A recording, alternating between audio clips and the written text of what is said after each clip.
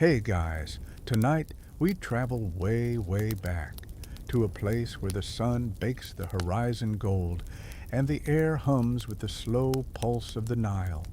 You open your eyes and the ceiling above you isn't drywall or plaster.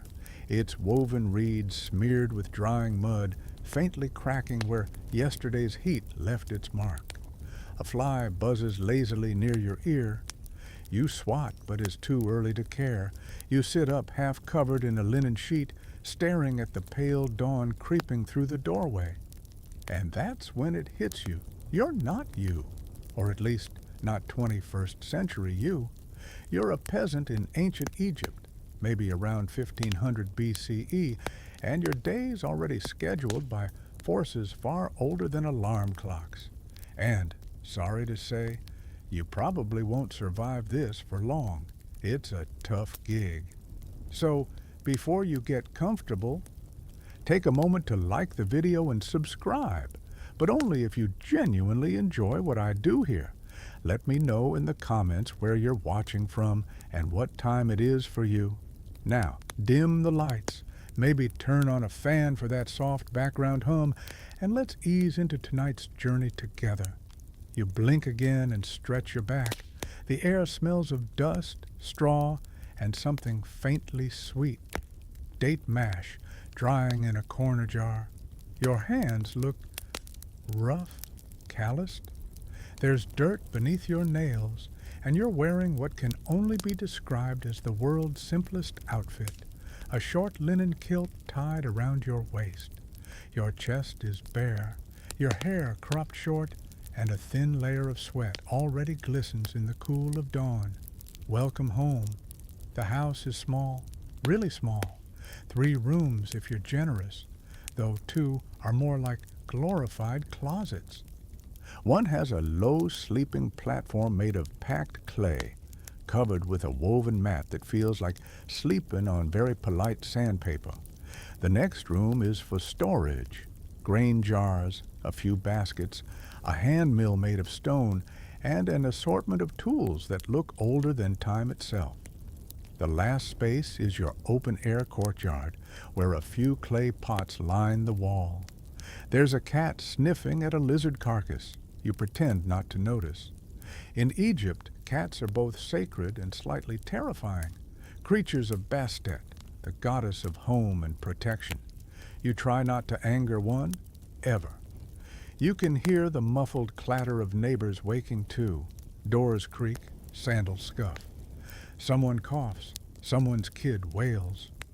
The village is alive before sunrise because nobody in their right mind works under the noon sun unless the gods demand it. Which, to be fair, they often do. You glance toward the horizon, where the Nile lies like a sheet of mercury. Morning mist drifts over its banks. Somewhere out there, farmers, people like you, are already leading oxen toward the fields.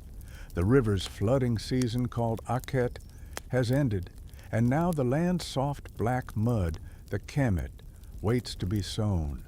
The flood is everything. Too high and villages drown, too low and the crops fail. Historians still argue whether ancient priests really could predict the flood by watching the stars, or if that was just a clever way to look important while secretly guessing. You splash water from a jar onto your face, grimacing at its warmth. There's no refrigeration here, just the natural coolness of the night, already fading.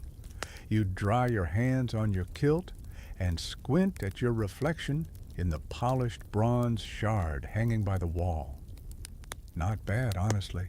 Tanned, sinewy, maybe missing a tooth. You could do worse. You hear your wife stirring behind you, her linen dress rustling softly as she ties it at her shoulder. She yawns and says something in rapid Egyptian, something like, "Don't forget to feed the goat." The goat bleats in perfect timing, proving its point. You sigh, grab a handful of grain, and step outside. The streets are narrow alleys of dust and laughter. A boy runs past with a clay jug on his shoulder. Someone's baking already. You can smell fresh bread mixing with the faint tang of smoke. A cluster of women gossip by the well, balancing water jars on their heads with enviable grace. Everyone's busy. Everyone's tired. It's oddly comforting. A neighbor waves. The overseer came early, he says. They're counting workers for the corvée today. You groan. The corvée, forced labor for the state, is every peasant's least favorite surprise. When the pharaoh needs manpower to dredge canals or haul stones, he doesn't exactly ask nicely. Still, refusing isn't an option. You mutter something polite and hope luck skips your name. For now, you focus on the rhythm of the morning. You feed the goat, check the chickens, patch a leak in the roof by wedging in more straw and mud. The sun climbs higher, painting everything in that endless golden light that makes Egypt feel both eternal and slightly oppressive. There's no shade except what you make yourself. You pause by a wall where someone painted the Eye of Horus in cobalt blue. It's a good charm, warding off illness and envy. You whisper a quick prayer, not because you're especially devout, but because everyone here is. The gods are everywhere, in the wind, the soil, the Nile's current. Ignoring them feels like tempting fate, and you've got enough on your plate without divine pranks. Somewhere nearby, a child chases a hoop made from bundled reeds. The laughter echoes off the walls. You remember being that small once, barefoot, unbothered, with dreams as wide as the desert. Then adulthood happened, and now you dream mostly of shade and full stomachs. Your wife hands you a small bundle of food, yesterday's bread, a handful of dates, and a little jar of beer. Egyptian beer isn't the crisp stuff of modern bars. It's thick, tangy, and half-chewed, but it keeps you alive. People used to joke that the Nile flowed in two forms, water and beer. Some modern archaeologists think it even had mild hallucinogenic effects, though historians still argue whether that's science or wishful thinking from very dedicated researchers. As you step into the sunlight, the desert wind hits your face, hot, dry, and relentless. The sand stings your ankles. You squint across the flat expanse beyond the village. Somewhere out there, pyramids loom in the haze, though they're ancient even now, monuments to kings long gone. To you, they're just distant shapes, reminders that the powerful build in stone while everyone else builds in mud. Still, you can't help but feel awe. The pharaoh is said to be divine, his rule the tether between chaos and order, life and death, and here you are, one tiny speck in his grand design. You adjust your linen belt, take a breath, and start walking toward the riverbank. The day's waiting. And so is the world that somehow survives the weight of eternity.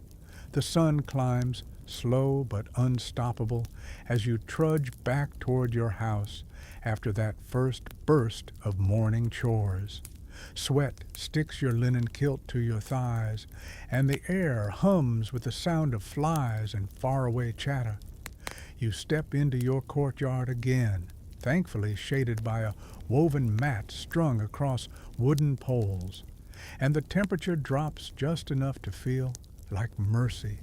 The house looks small, humble, and stubbornly alive. Mud brick may not be glamorous, but it has survived thousands of Egyptian summers.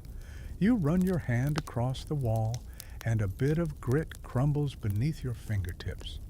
This isn't just a home, it's a living thing that cracks, breathes, and occasionally collapses if you don't patch it fast enough. Inside, your wife is tidying the sleeping mat. The air smells faintly of straw and the lingering sweetness of last night's incense. The mat itself is woven from reeds, not soft, but at least even. Beneath it, the raised clay platform keeps scorpions and snakes from joining you in bed. Most nights, anyway. You once found a small scorpion under the basket by your feet and learned the hard way that sandals aren't optional decor. The sting burned for days, though an old neighbor rubbed onion pulp on it and swore by the cure. Whether it worked or the gods got bored of watching you suffer, you'll never know. You stretch your arms and look around at what counts as furniture. There's a short wooden stool, a few clay jars, a wicker chest where you store spare linen, and a small niche in the wall, holding a tiny clay figure of Taweret, the hippo goddess of childbirth and protection. She's chunky, fierce, and strangely comforting, like the world's angriest midwife. People say she keeps demons away. You like to think she's also the reason the roof hasn't fallen in yet. Outside, a rooster crows. You step back into the courtyard, where your son is playing with a stick and a broken pot shard, pretending it's a chariot. The family goat eyes you suspiciously from behind a bundle of palm fronds, as if plotting mutiny. You toss it a handful of chopped reeds to keep the peace. The courtyard's floor is compacted dirt, swept smooth each morning. In one corner sits a small clay oven, a dome with a hole at the top, blackened by years of smoke. Beside it lies a pile of dried dung patties, stacked neatly like cookies. Firewood's too precious here, so everyone burns dung. The smell? Let's just say it's rustic. You tell yourself it's earthy and authentically Egyptian. That helps, a little. The walls around you are thick and unpainted, though richer families sometimes whitewash them to keep the heat out. Your roof is flat, mud plastered over palm beams, and during the night it becomes the best bedroom in Egypt. Once the sun sets, everyone drags mats and baskets upstairs. You can almost feel the cool breeze that'll sweep in tonight, carrying faint whiffs of date wine and river mud. There's a rhythm to this life. Up with the dawn, hide from the heat, sleep under the stars. It's not luxury, but it's steady. And in ancient Egypt, steady means survival. Your wife hums softly as she kneads dough near the oven. You help by fetching water from the jar, careful not to spill. The pot's wide-mouthed and heavy, its surface beaded with moisture from the cool clay. Egyptians mastered evaporation long before fancy refrigerators. Wide-necked jars kept in shade can make water almost chilly. Historians still argue whether this technique began here or came from Nubia, but whoever invented it deserves divine status. You take a long drink, savoring that fleeting coolness before it warms on your tongue. The village sounds drift in through the door, the rhythmic pounding of grain, a donkey braying, someone scolding their kids for stealing figs. You've lived here your whole life, in a cluster of maybe 50 houses. From the air, if drones existed, it would look like an organized jumble of rectangles, all baked from the same sun. Some families carve simple designs or handprints into the wet mud before it dries. It's their way of saying, we were here. We mattered. You once pressed your son's palm into the wall, too. The print's small, fading, but it feels eternal. A breeze picks up, and you glance toward the roof ladder, a crude thing of bound branches leaning against the house. You climb up, your bare feet gripping the rungs. From here, the village unfolds like a slow heartbeat. Courtyards, palms, smoke, and laughter all blending into one sleepy rhythm. Beyond the roofs, the desert glows pale and endless, dotted with thorny shrubs and distant mirages. Somewhere to the west lies the land of the dead, Duat, where the sun itself journeys each night. You imagine Ra, the sun god, battling serpents in the underworld before rising again. People say that's why dawn feels so triumphant. It's light's daily victory. You're not sure if you believe that or just like the poetry of it. As you squat on the roof, mending a crack in the plaster with wet mud, your neighbor calls up, "Careful, the roof's where old Hori broke his leg last month." You laugh, remembering the incident. Poor Hori stepped through a weak spot and landed in his wife's cooking pot. She was furious, mostly because he ruined the stew. A quirky tidbit, but apparently Egyptian roofs weren't just for sleeping. They were social hubs, gossip centers, and storage spaces. You can picture evenings filled with chatter, stories, and quiet stargazing before the mosquitoes show up uninvited. You finish your repair and sit back, watching the shimmer of heat starting to rise from the sand. The river gleams like molten glass in the distance. You think about the house itself, how every few years it needs rebuilding from scratch because mud brick melts back into the earth with enough rain or flood. And yet, somehow Egypt never really disappears. The land recycles itself endlessly, just as people do. One day, your own house will crumble, and its dust will become the next family's wall. A comforting thought, if a little depressing. But then again, that's the Egyptian way. Everything dies, but everything returns. Your wife calls up to say lunch will be ready soon, flatbread, onions, maybe a bit of fish if luck smiled. You nod and look once more across the rooftops. There's something peaceful in their sameness, each home different, yet identical in shape, purpose, and struggle. You think of all the lives stacked here, all the small stories history forgets. Empires rise and fall, pharaohs build tombs, but someone still has to fix the roof before it leaks again. You head back down the ladder, the smell of baking bread wrapping around you like a promise. The heat's brutal now, but inside the mud walls, it's just bearable. You duck into the shade, feel the packed earth under your feet, and let your eyes rest. For a moment, the world narrows to your house, the walls that breathe dust, the woman kneading dough, the goat sighing in its corner. This isn't the stuff of pyramids or kings, but it's life, and for now, it's yours. The afternoon light slants across the courtyard, painting every mud brick edge in gold. The air wavers with heat thick enough to taste. You duck under the shade of the lintel, trying not to bump your head on the low doorway. Inside, your wife's finishing up a strip of cloth, a fresh length of linen she wove herself from flax fibers.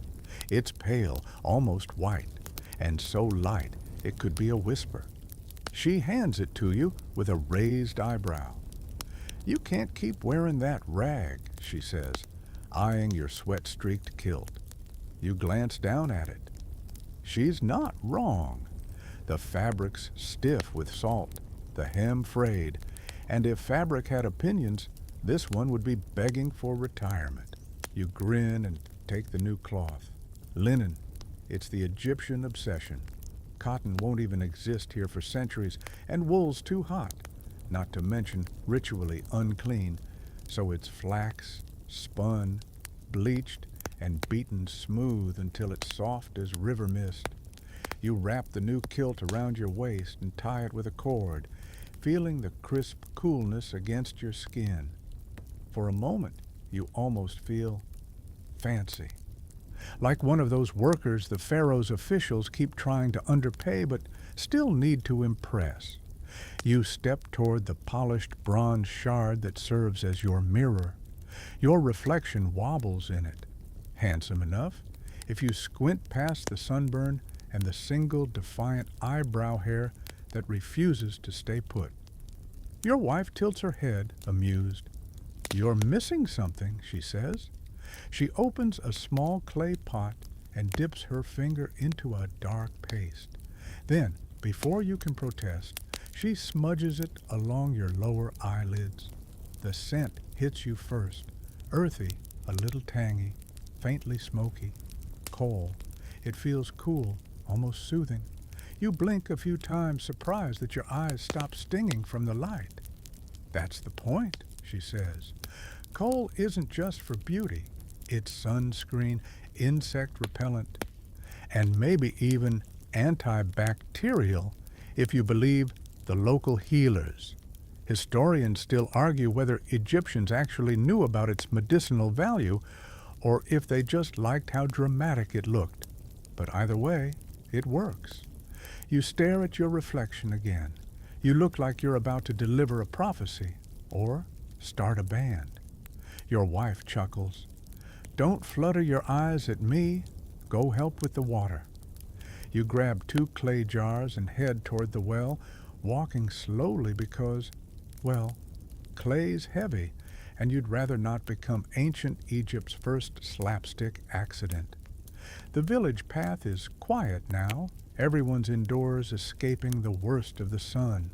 The Nile glimmers beyond the palms, but you only need to reach the communal well, a circular pit lined with stone, shaded by a reed canopy.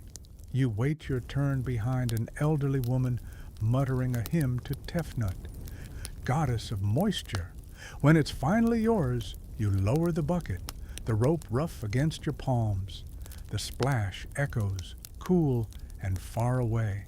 You haul it up, pour carefully into your jars, and take a quick sip, warm but sweet, the taste of survival. As you straighten, something moves near the water's edge, a ripple, a dark shape just under the surface. You freeze, heart thudding. Then you see it, the rough scales, the slow glide of something ancient and grumpy, a crocodile. Its eyes gleam like wet stones. You take an instinctive step back, clutching your jars like a shield. Crocodiles are the Nile's unofficial landlords, sacred to Sobek, the crocodile god, but also just crocodiles. People build shrines to Sobek, hoping he'll convince his scaly children not to snack on the faithful. It doesn't always work. There's a story about a priest of Sobek who got eaten mid-offering. Irony so sharp, it might have amused the gods themselves. A quirky tidbit. Some temples actually kept live crocodiles pampered and fed, adorned with jewelry. You can't decide if that's devotion or a very weird hobby. You mutter a quick prayer and shuffle backward until the creature vanishes beneath the ripples. Your pulse slows, and you exhale, shaking your head. Egypt's full of things that can kill you: heat stroke, disease, crocodiles. But somehow you keep going. Maybe it's stubbornness. Maybe it's divine favor. Or maybe it's just that the human spirit has the same survival instinct as a scarab beetle, relentless, slightly delusional, and always rolling something uphill. Back home, you set the jars down in the corner, and your son immediately tries to splash in one. Your wife scolds him gently, then hands you a palm leaf fan. You sit cross-legged by the doorway, waving air into your face. The scent of sweat and clay fills the house, honest, raw, and unfiltered. She starts preparing a small pot of oil mixed with crushed herbs, frankincense, maybe a hint of myrrh if you're lucky. Egyptians treat scent like magic, believing good smells please the gods and bad ones attract trouble. You rub a bit of oil on your arms, the texture slick and grainy. It keeps your skin from cracking in the heat. And yes, it also makes you smell less like goat. Everyone wins. Your neighbor, Mena, leans over the wall, fanning himself with a broken reed basket. You hear about the overseer's wife? He whispers. You raise an eyebrow. She's using crocodile dung as sunscreen now. You stare at him. She what? He nods gravely. Says it keeps her skin smooth. Smells like death, though. You laugh, half in horror, half in disbelief. The ancient Egyptians were indeed pioneers of some questionable beauty hacks. Crocodile dung, honey masks, even ground up beetles for color. Historians still argue whether anyone actually used those recipes daily, or if they were just cosmetic scroll clickbait. Either way, you decide your current skincare routine, basic cleanliness, and minimal reptile involvement is fine. The day stretches on, lazy and loud. You mend a broken basket, patch a jar with mud and straw, and chat idly with your wife about tomorrow's field work. The heat hums in your ears like static, and the faint smell of coal still clings to your skin. You start to understand why people paint their eyes dark. It's not just vanity, it's armor against the blinding world. Later, as the light softens, you sit outside watching the river shimmer. The crocodile's gone, though you half expect to see it snout again, ghosting through the reeds. The breeze smells faintly of lotus and fish. You hear a reed flute somewhere, someone playing for the evening gods, or maybe just for their own peace. You let the sound carry you. A thought drifts in your head, lazy and amused. In another life, maybe you'd be a craftsman, or a scribe, or even a priest. Someone who doesn't worry about being lunch for wildlife.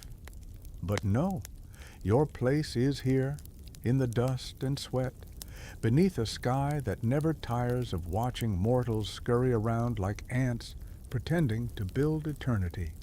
You lean back against the wall, feel the cool mud under your shoulders, and close your eyes.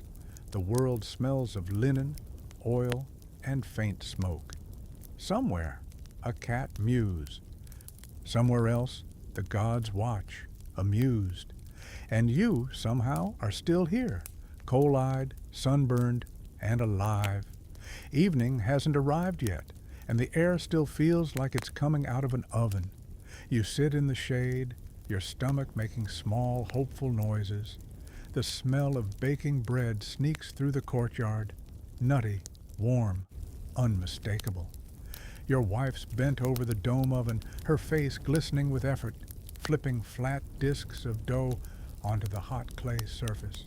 The sound is soft but satisfying, a hiss, then the faint crackle of crust forming. You help by grinding the next batch of grain. It's monotonous, sure, but the rhythm is hypnotic. Scrape, pull, grind, breathe. Your hands work the heavy stone quern back and forth, crushing emmer wheat into coarse flour. It's slow, gritty labor, and your back protests immediately. You glance over at your son, who's trying to help by pretending to supervise. He offers commentary like, "That's too slow, father," and "Mother grinds faster." You shoot him a mock glare, which only makes him giggle harder. The air inside the house is thick with flour dust. You cough once, wiping your face with your forearm, leaving a streak of pale powder that makes you look vaguely ghostly. "You could help," you mutter, but your son's already darted off, distracted by a frog hopping near the water jar. Bread and beer, Egypt's eternal breakfast duo. Together, they're what keep the civilization running. You scoop a handful of the freshly ground meal into a bowl and mix it with water. The dough's dense and sticky, flecked with bits of chaff. No yeast here, not really, though sometimes the air blesses a batch with natural bubbles. Mostly, it's flat, chewy, and full of fiber. Very full of fiber. Let's just say Egyptian digestion was active. You shape the dough into patties and hand them off to your wife, who slides them into the oven with practiced ease. She hums under her breath, maybe a hymn to Hathor, the goddess of joy, music, and motherhood. Or maybe it's just something she made up. Egyptians have a song for everything: the river, the harvest, even the act of grinding grain. There's an old saying that a house without song is a house where the bread burns faster. You suspect that's less divine wisdom and more motherly guilt-tripping that's survived centuries. Once the bread's done, she lays it out to cool on a woven mat. The smell fills every corner of the room. You tear off a small piece and pop it into your mouth. It's rough, hearty, with that faint sour edge from the old dough mixed in. Bits of grit crunch between your teeth, sands everywhere, even in your food. Egyptians didn't have fancy sieves, so sand just became a condiment. Some scholars think this constant grinding literally wore down people's teeth. You test that theory with your molars and wince slightly. The future dentist in you cries a little. Now for the beer. You pull the stopper off a clay jar sitting in the shade. Inside, the thick liquid bubbles faintly, half-fermented barley and emmer mash flavored with date syrup. You pour some into a smaller jug and take a cautious sip. It's warm, bready, and vaguely sweet. Imagine oatmeal that decided it wanted to party but got tired halfway. But it's safe to drink, full of calories, and refreshing in its own murky way. Everyone drinks beer, men, women, even kids.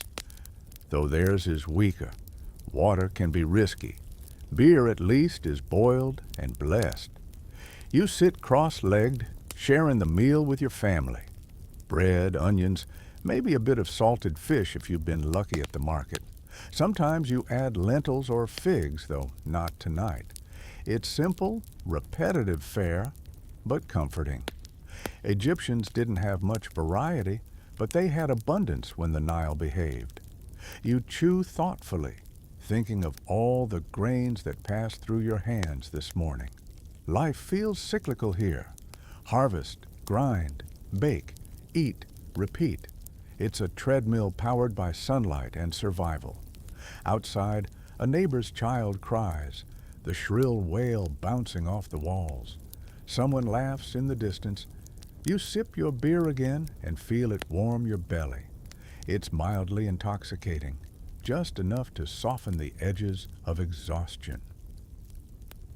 You could almost nap right here, sitting upright.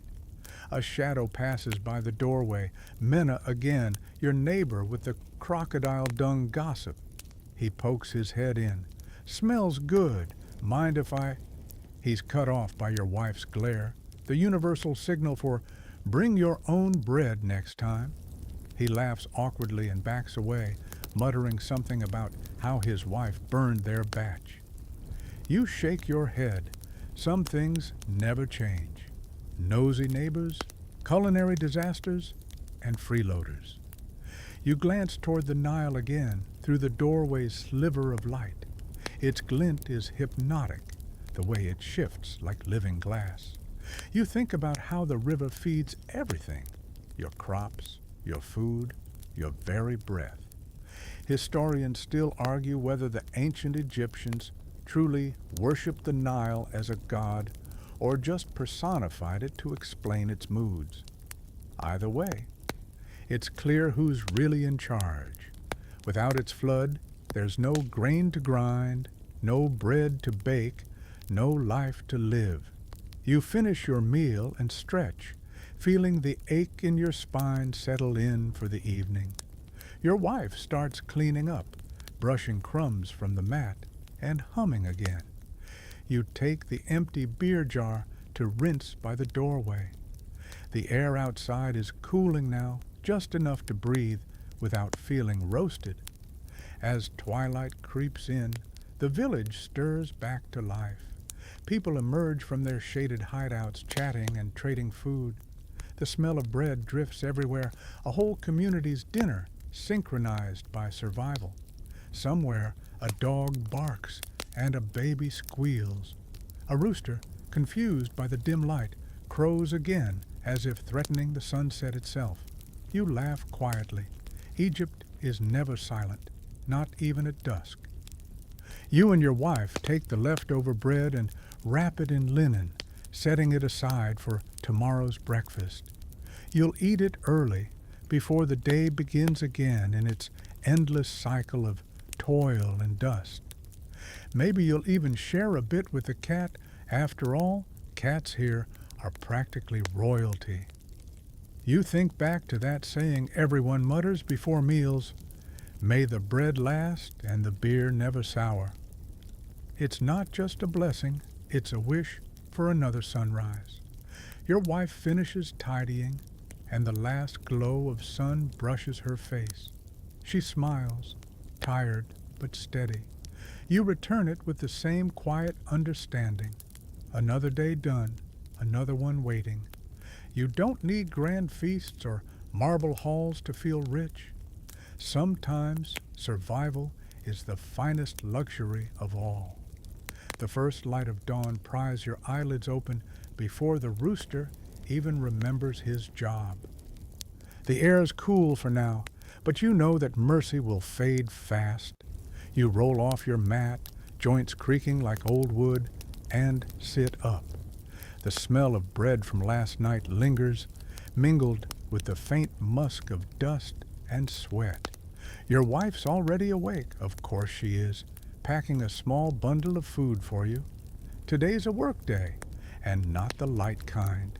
She ties the bread in linen, adds a clay jar of beer, and says, "Try not to fall in the canal again." You smirk, remembering the last time, a misstep that ended with you covered in river mud, while your co-workers laughed until they couldn't breathe. You swore the water had hands. Historians still argue whether the Egyptians really believed river spirits grabbed the careless, or if that was just a convenient excuse for clumsiness. But personally, you're leaning toward the spirit theory. You sling a rope belt around your waist and step into the light. The village's edges glow pink under the sunrise. A caravan of workers forms at the path leading toward the fields. Men with baskets, hoes, and tired smiles. You join them, sandals kicking up soft plumes of dust as you walk. The air smells faintly of mud and date palms. The Nile's to your right, wide and gleaming, slowly retreating after the flood season.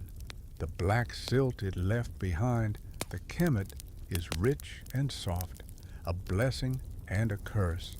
Easy to plant, hard to leave. As you trudge closer, your feet start sinking with each step. The ground's damp, cool between your toes. You glance around. Some workers are already using shadoofs, those tall wooden poles with counterweights, like primitive cranes, dipping buckets into the canal and swinging them up to the irrigation ditches.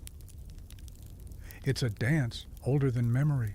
You grab one of the ropes and start hauling water yourself. The motion's simple but relentless. Lower the bucket, fill, lift, tip, repeat. Within minutes, your shoulders burn. The muscles in your back feel like twisted rope. The sound of sloshing water blends with grunts and chatter, and the occasional barked order from the overseer, a skinny man with the confidence of someone who's never lifted a bucket in his life. You keep your head down and your rhythm steady. Sweat trickles down your neck, and flies decide you're their new playground. You mutter curses under your breath, soft enough that the gods hopefully ignore them. Somewhere nearby, a worker sings to keep pace, a low, repetitive chant about the Nile's gift and the pharaoh's favor. You join in half-heartedly, though your version is about as tuneful as a startled donkey. By mid-morning, your arms are jelly. You drop the rope, stretch, and grab a handful of dates from your pouch. The sugar hits fast, instant life. You chew slowly, watching the shimmer of heat rising off the fields. A herd of oxen plods by, dragging wooden plows that barely scratch the soil.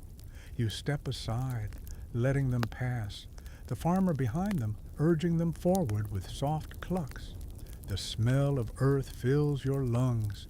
Farming here is a gamble. Too much flood water and crops drown. Too little and you starve. That's why every Egyptian from peasant to priest whispers thanks to Hapi, the god of the inundation. They even make little clay offerings, tiny boats, jars, or figures tossed into the river to coax his favor. You've done it yourself, even though you sometimes wonder if the god of floods ever notices one more desperate voice in the crowd. You move to the edge of the field where the soil's drier. Time to plant. You grab your woven basket full of emmer seeds, swinging it over your shoulder. Each handful you throw arcs through the air, scattering like brown rain. You pace the rows, methodical, your sandals squelching. Behind you, someone with a hoe buries the seeds gently in the wet mud. Together, you turn the Nile's gift into the promise of life. A curious ibis wanders close, pecking for worms. You smile. Birds like these are good omens. The ibis is sacred to Thoth, god of wisdom and writing, though right now this one looks more interested in stealing your breakfast than inspiring philosophy. You toss it a crumb of bread anyway, because you're not looking to offend anyone with wings in this place. Around midday, the sun becomes your personal enemy. The sky bleaches pale, and even the cicadas seem too tired to sing. You pull your linen tighter around your head for shade and trudge to the small canal where workers gather to rest. Someone passes around a jar of beer. You take a long gulp. It's warm and yeasty, but feels like heaven. A younger worker nearby grumbles. "Taxes will take most of this harvest anyway," he says. "All this sweat, and for what?" You shrug.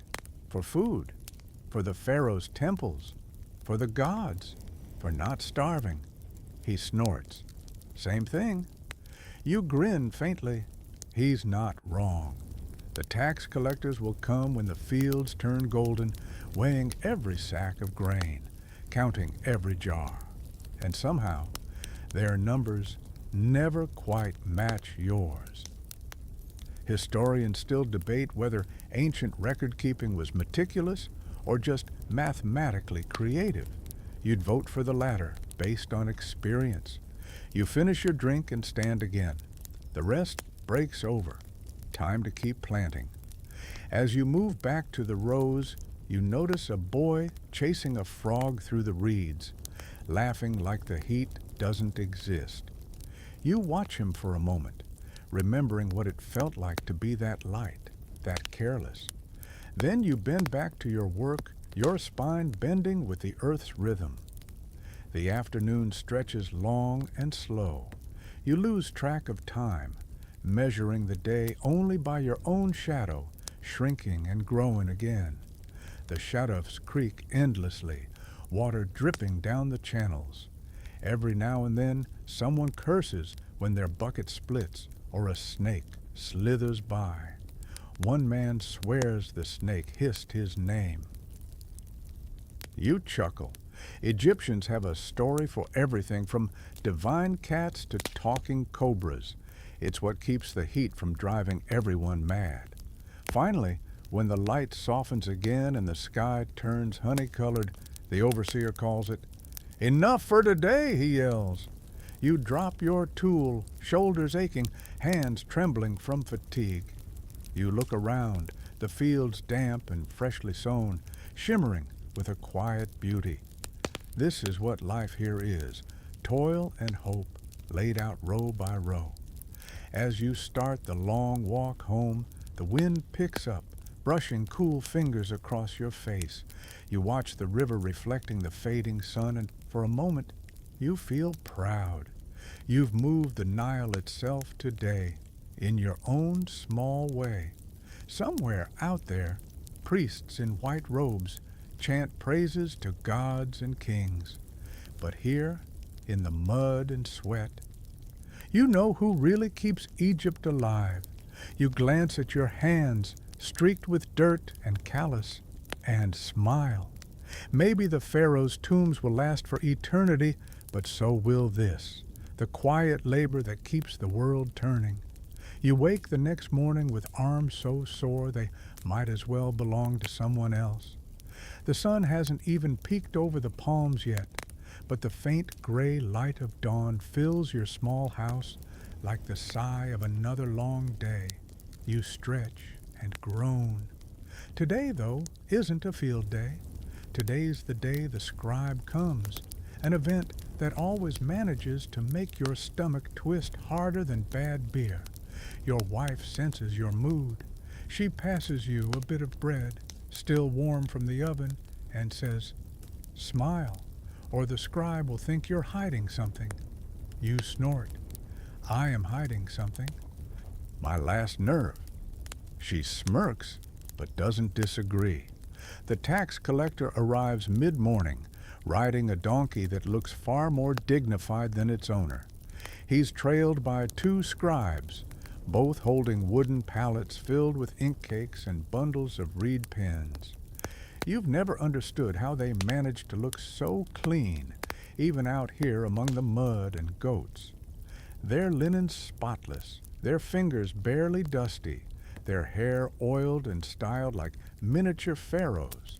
One of them has a smug look that could curdle milk.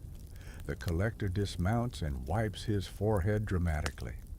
"Ah, my loyal workers," he says, in a tone suggesting he's never worked a day in his life. He unfurls a scroll and begins listing quotas: grain, beer, flax, maybe a chicken, if they're feeling creative. Every year, the numbers somehow go up, even when the harvest doesn't. You and your neighbors gather, forming a loose half-circle around him. The scribes dip their pens in ink, marking tallies on papyrus sheets as people bring forward sacks of grain for weighing. The process is slow and suspiciously complicated. One scale always seems to tilt mysteriously in favor of the collector. Historians still argue whether corruption was baked into Egyptian bureaucracy or just an occasional hazard. Judging by today's performance, you'd say baked, seasoned, and served with a side of smugness. Your turn comes. You and Mena heft a sack of grain onto the scale. The scribe squints at it as though measuring the weight of your soul. He murmurs, scratching something down. "Not enough. You owe 2 more sacks next month." You blink. "What?" "That's the same amount as last year, and the harvest's smaller." He shrugs. A motion so small it could be a mosquito twitch. Pharaoh's needs have grown. Mena whispers, "Maybe Pharaoh should try lifting a shadoof." You elbow him before the scribe hears, but you can't help smiling a little. The humor keeps you from boiling over. You pay what you can, mutter the required blessing, and step aside. As you leave, you glance at the scribe's papyrus. The writing's neat, tiny zigzags and loops forming words you can't read. Writing, to you, might as well be magic. Those who can do it hold power beyond reach. They decide what's recorded, what's owed, and what's remembered. Everyone else just lives inside the story they write. You head home, lighter by grain, but heavier in spirit. The goat bleats accusingly as if you've betrayed the entire economy. You ignore it and drop onto a stool. Your wife frowns when she sees your face. "They took more again?" 2 sacks, you mutter. Apparently, Pharaoh's appetite is divine. She sighs but doesn't curse. Egyptians are cautious about complaining too loudly. Words have weight here. Too many complaints, and suddenly the local priest says the gods heard disrespect. So instead, you both stay quiet, chewing on frustration and dry bread. By midday, the scribe's still in the village, sitting under a palm tree while locals line up to settle other debts. rent, taxes, or complaints about boundaries. You wander closer, curiosity winning out over resentment.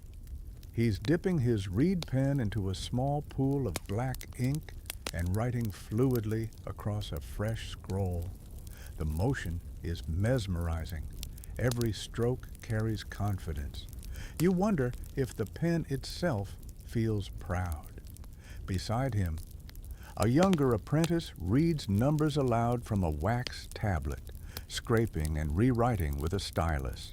It's fascinating and alien, knowledge made tangible. You can't help but envy them a little. While you sweat in fields, they trap meaning in lines and symbols.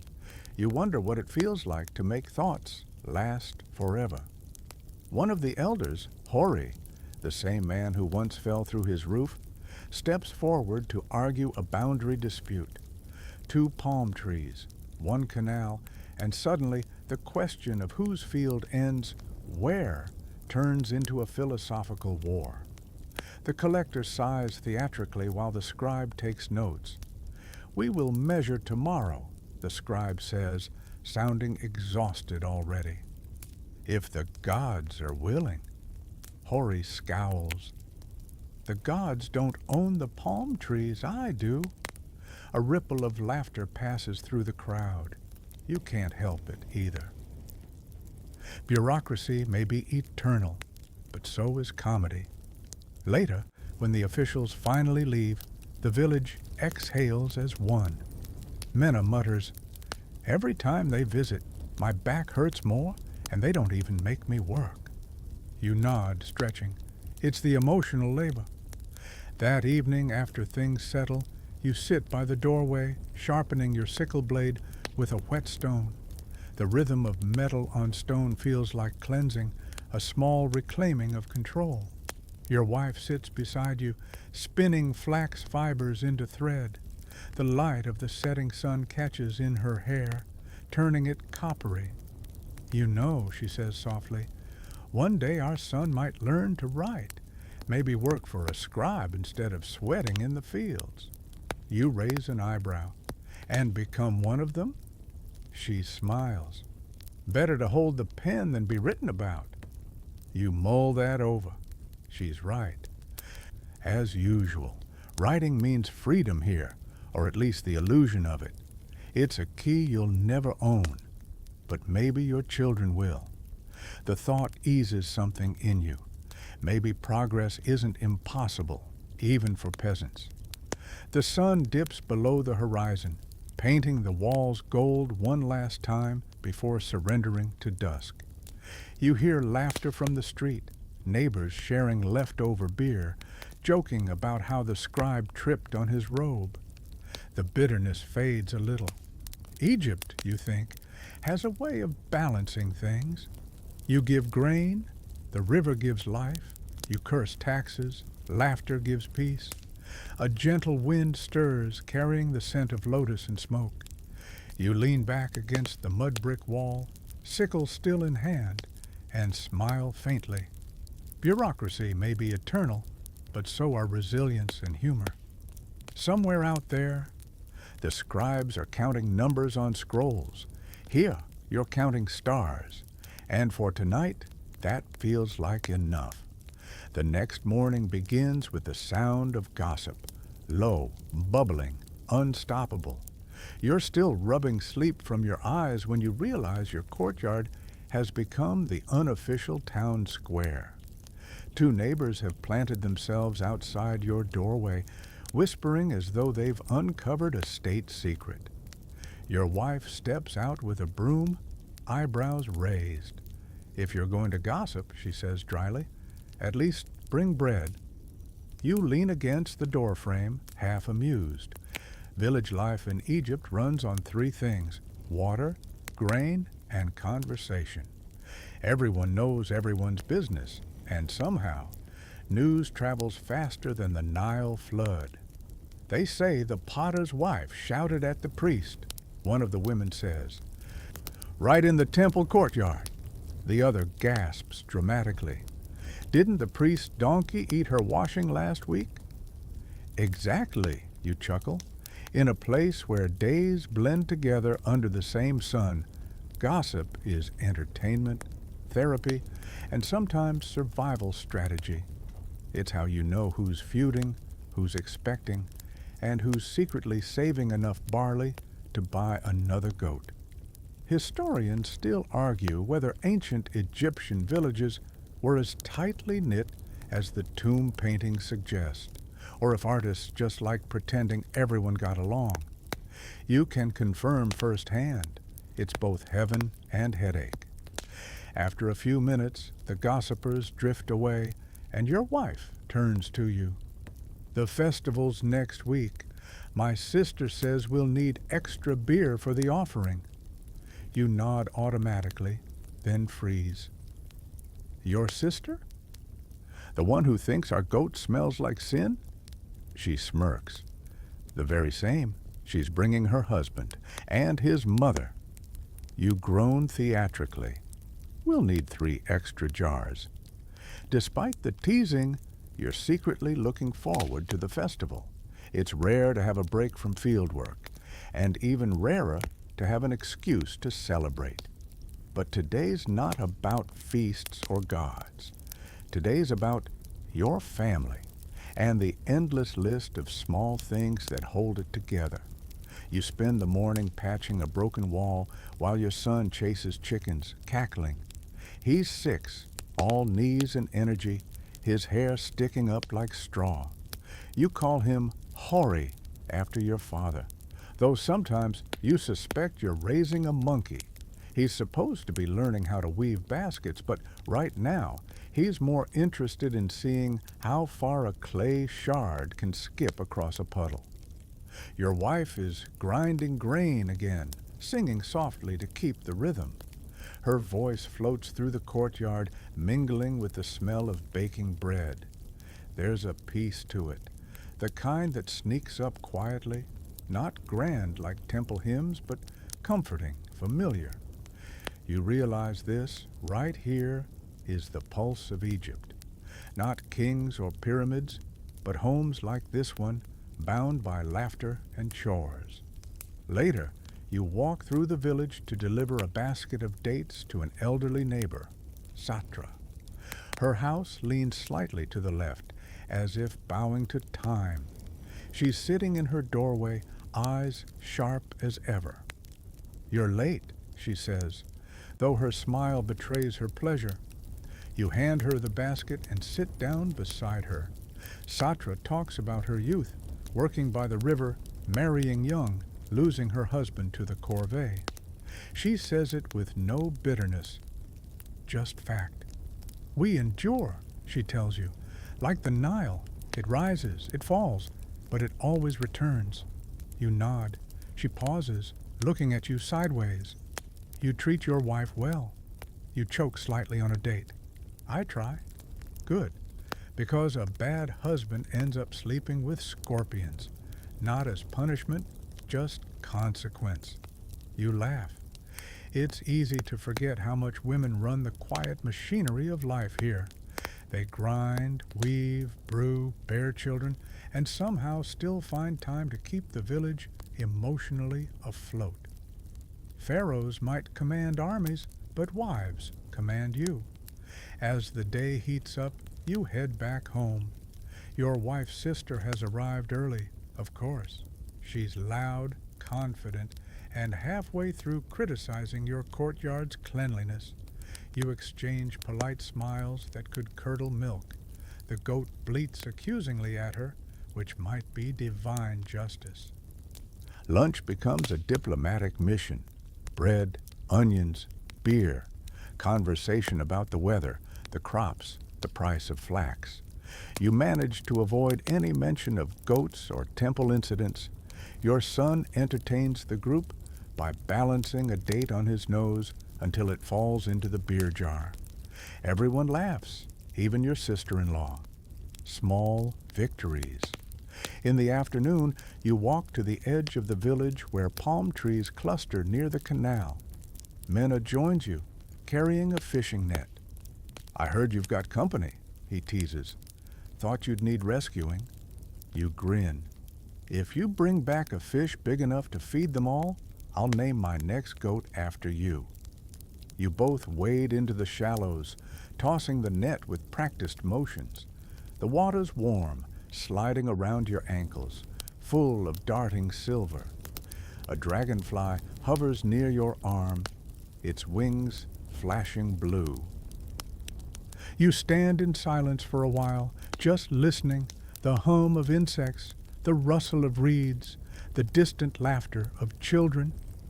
Menna says, "Do you ever think about leaving, going to the city?" You glance at him. To do what?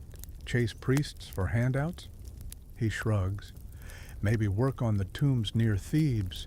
They say artisans there earn real wages. My cousin joined last year.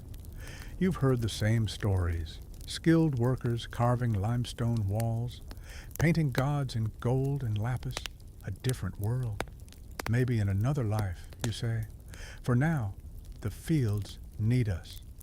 He nods, but you can see the hunger in his eyes, the dream of more. It's a quiet ache that everyone here knows but rarely names. Ambition's a risky luxury when survival's already a full-time job. You haul up the net. 2 small fish glint inside, tails flicking. Dinner secured. You and Menna head back, talking about nothing and everything. The best spots for papyrus reeds, the rumor that a crocodile took someone's donkey last week, the idea that maybe, just maybe, the gods really do have a sense of humor. By dusk, the air cools and the courtyard fills again with laughter. Your wife, her sister, and your son sit near the doorway, stringing beads. You join them, eating the roasted fish Menna shared. The smoky flavor lingers, and the sky deepens into violet. Your wife hums again, tapping the rhythm with her foot. The boy leans against your shoulder, half asleep, smelling faintly of dust and bread. You glance at your wife. You think he'll remember this someday? She smiles. He'll remember the smell of bread and your snoring. You chuckle quietly. Maybe that's all anyone remembers of their parents. Small. Ordinary details stitched into the fabric of memory. The things no temple carving ever shows. As stars bloom over the desert, you realize that in all its simplicity, this is what eternity might actually look like. A family gathered in the dark, sharing food, stories, and quiet peace while the Nile whispers beyond the walls. The next few days pass in a gentle rhythm, grind, haul, patch, repeat, until morning breaks with the smell of incense floating through the village. You know instantly what that means. Someone, somewhere, is making offerings again. It's impossible to escape the gods here. They lurk in every shadow, hum in every gust of wind, and apparently enjoy waking you up before breakfast. You step outside, squinting into the sunrise. Across the street, a woman's balancing a tray of offerings, onions, bread, a few flowers that look like they're regretting life. For Hathor, she explains when she catches your eye. She's been good to my daughter. You nod, smiling. The gods are a full-time family here, protective, unpredictable, and occasionally terrifying. You have one for everything: love, war, beer, cats, and even paperwork. You're still convinced there's a minor deity whose only job is making sure your sandals always collect sand, no matter how much you shake them. Inside your courtyard, your wife is already preparing a small altar. It's nothing grand, just a flat-topped jar with a clay statue of Taweret perched proudly on top. She sprinkles dried herbs around it, murmuring a prayer for health. You join her automatically, the words rolling off your tongue from habit more than devotion. You've said these same phrases since childhood, inherited like family heirlooms. May Ma'at stay balanced. May the Nile rise in kindness. May the scorpions forget my name. The smell of incense thickens, sweet and smoky. You light a little oil lamp, its flame flickering like a nervous heartbeat. For a moment, the house feels quieter, cooler, sacred. Your son peers from behind you. Does Taweret really eat demons? He whispers. You smile. Only if they forget their manners. He grins wide at that, showing a missing tooth. You hand him a small amulet, a blue-glazed scarab. He's been begging for one since Mena's son got his. It'll keep you safe, you say, but only if you behave. Then it'll work half the time, your wife mutters. You laugh softly. The amulet feels cool in your palm before you slip it over your son's neck. Egyptians love charms, little pieces of magic you can hold. Some are shaped like eyes, others like ankhs or tiny gods. They hang from necks, wrists, even animal collars.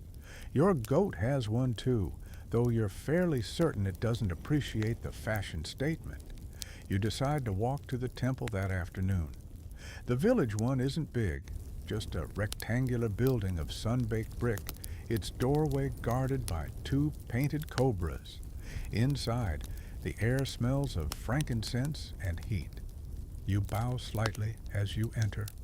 The priest, bare-chested, head-shaved, looks up from arranging offerings and nods in greeting. You come for blessings? He asks.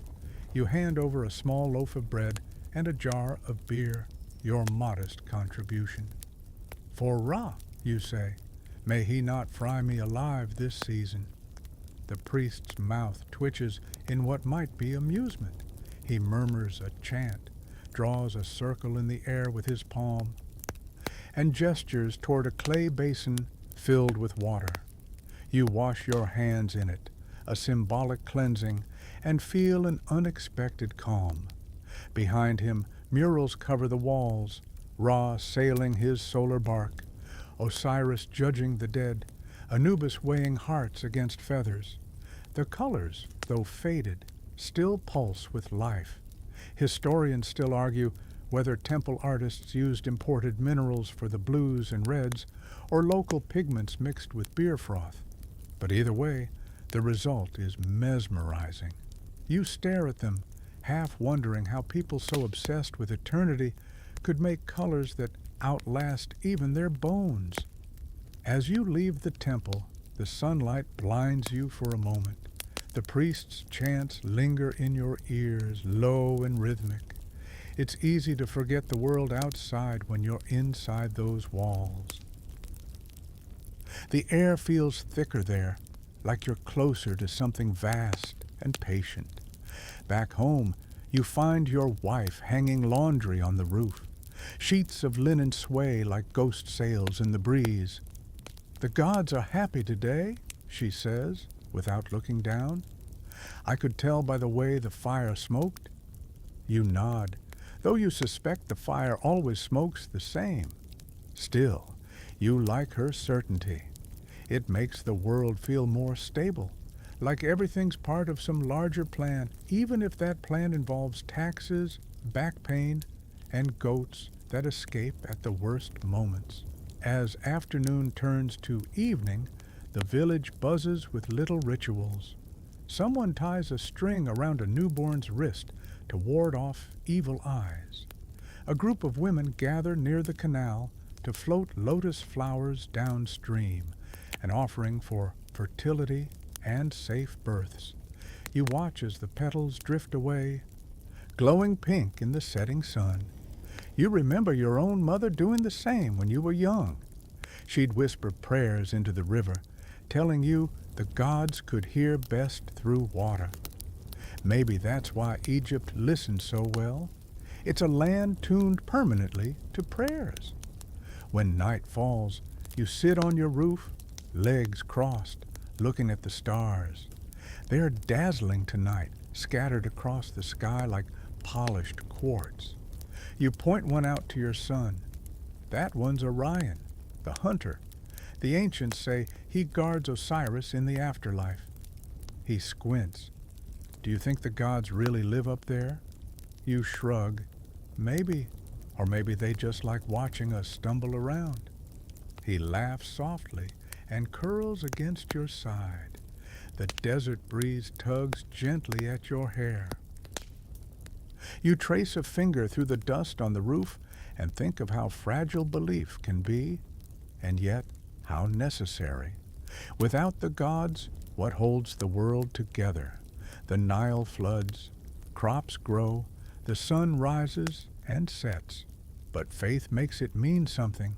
Somewhere a temple gong sounds, deep and distant, a reminder that the divine never sleeps, even if you're about to.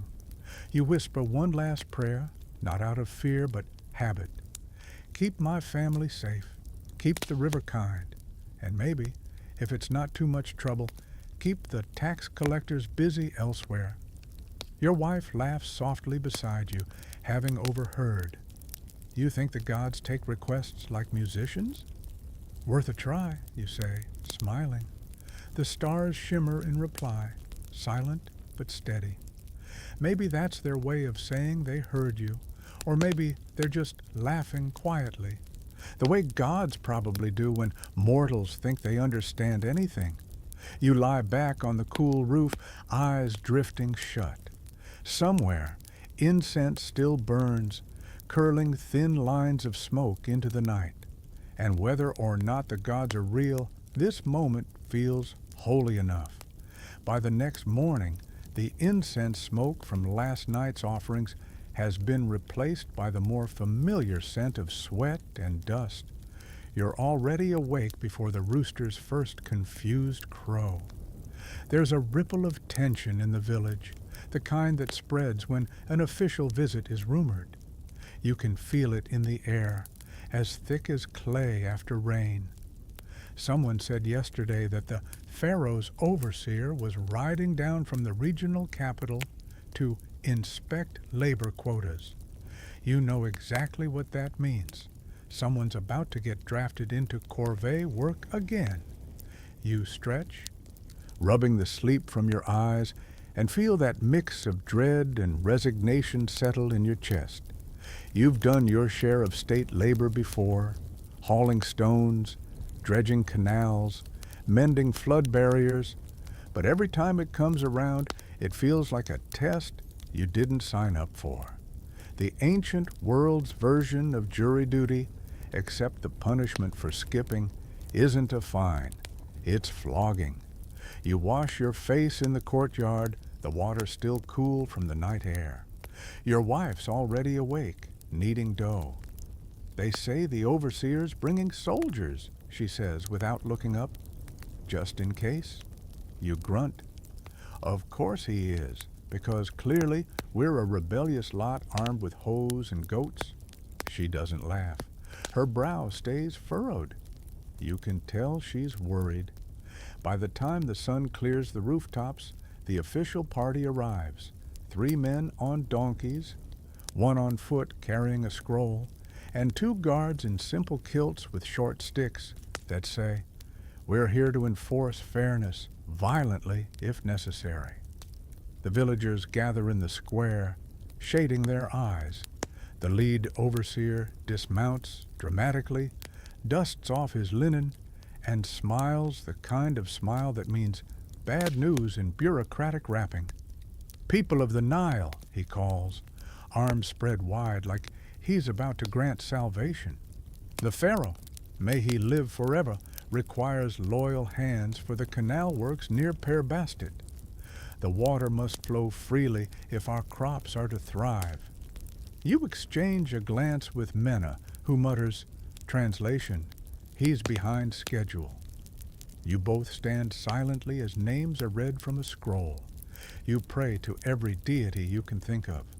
Sobek, Hathor, even the minor god of bureaucratic miscounts, if he exists.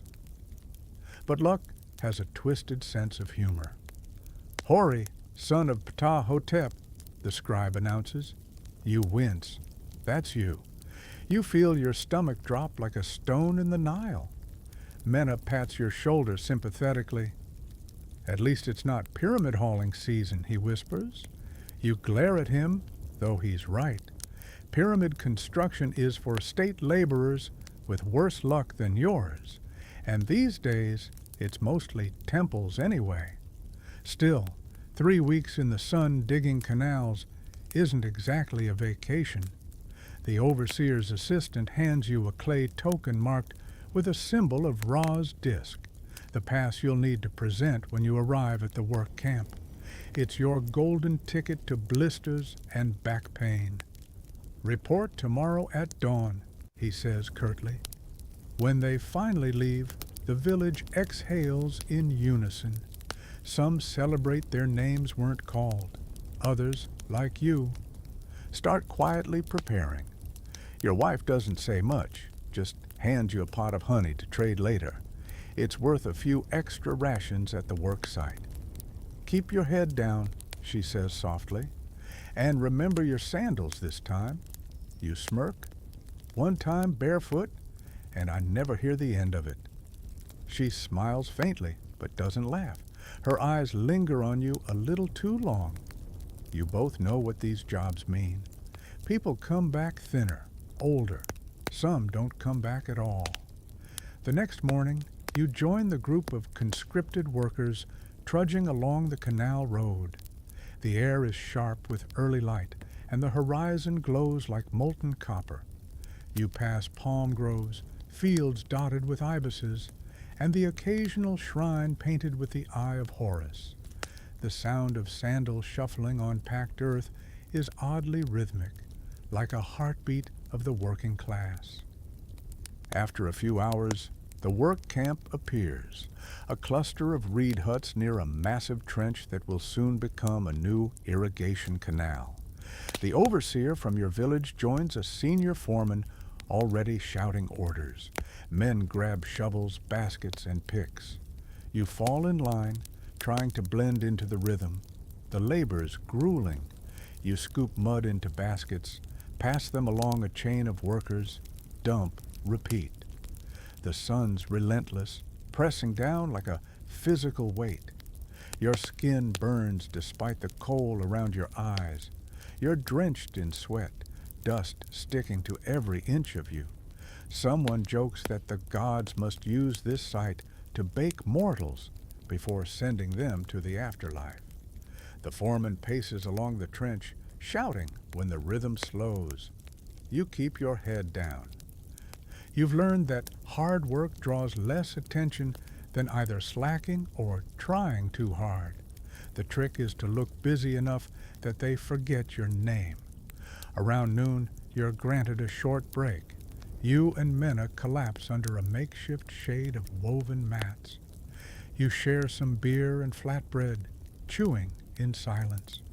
A scrawny cat appears out of nowhere, staring pointedly at your meal.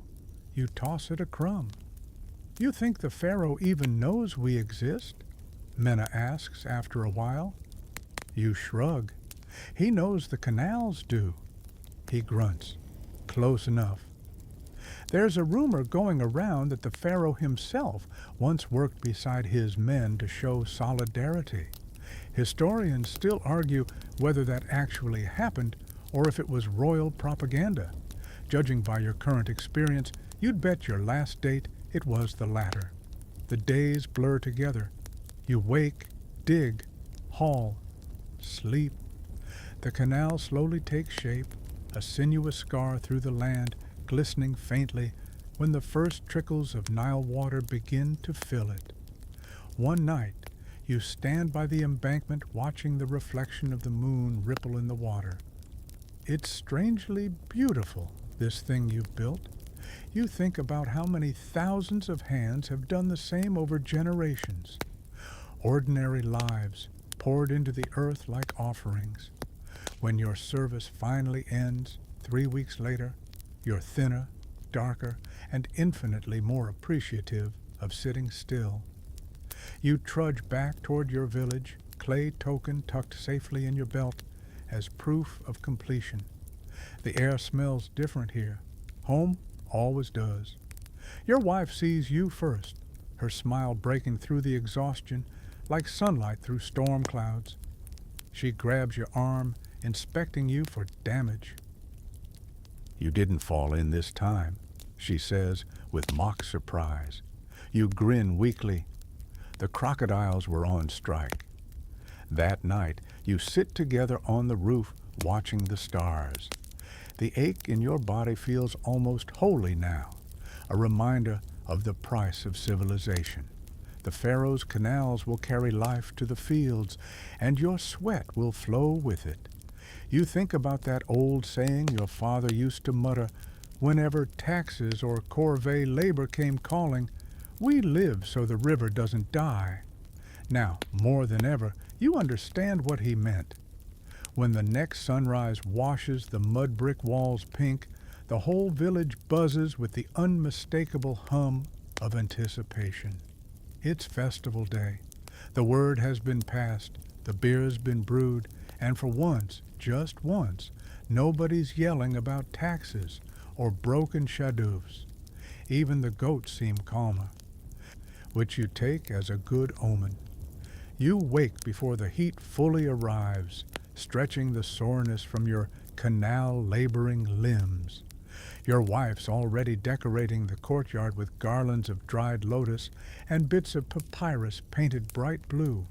Your son's bouncing around her ankles like a small linen-clad whirlwind. "Is it true they'll parade the statue through the streets?" he asks. "With drums and dancers?" She nods, smiling. "If the priests don't fall asleep this time." You grin. "Unlikely. The priests never miss a chance to collect free beer." Festival days are the rare times peasants like you get to feel rich, not with gold or land, but with time. Work stops, the overseers vanish, the gods take center stage. And honestly, after weeks of hauling mud and pretending not to resent the sun, you could use a little divine distraction. You rinse off in the courtyard basin, rubbing off the worst of the dust, and wrap yourself in your cleanest linen, still rough, still slightly stained, but good enough for the gods. Your wife braids her hair with a bit of ribbon, and you swear she could outshine any noblewoman today. "Do I look like Hathor?" she asks playfully, spinning once. You pretend to inspect her seriously. "If Hathor smells like barley bread and tells me to take out the garbage, then yes." She smacks your arm, laughing. As the sun climbs, the sound of drums begins, slow, deep, echoing. The whole village starts to move toward the square, drawn by the rhythm like fish to bait.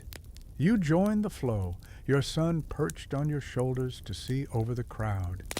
The air is alive, sweat, perfume, incense, dust, all swirling together in one massive, joyous cloud. At the center, the priests emerge from the small temple, carrying a gilded bark, the portable shrine of Hathor, the Lady of Joy. Her statue gleams beneath the canopy, eyes lined with painted kohl, lips curved in a half-smile that could bless or destroy. The people cheer, clapping and chanting as the procession begins. You can't help but feel swept up in it. For once, you're not just a laborer or taxpayer. You're part of something grand, something sacred and loud and alive. The drums beat faster, rattles shake, flutes wail. The air vibrates with celebration. A group of dancers, young women in linen skirts and gold bangles, move with hypnotic grace.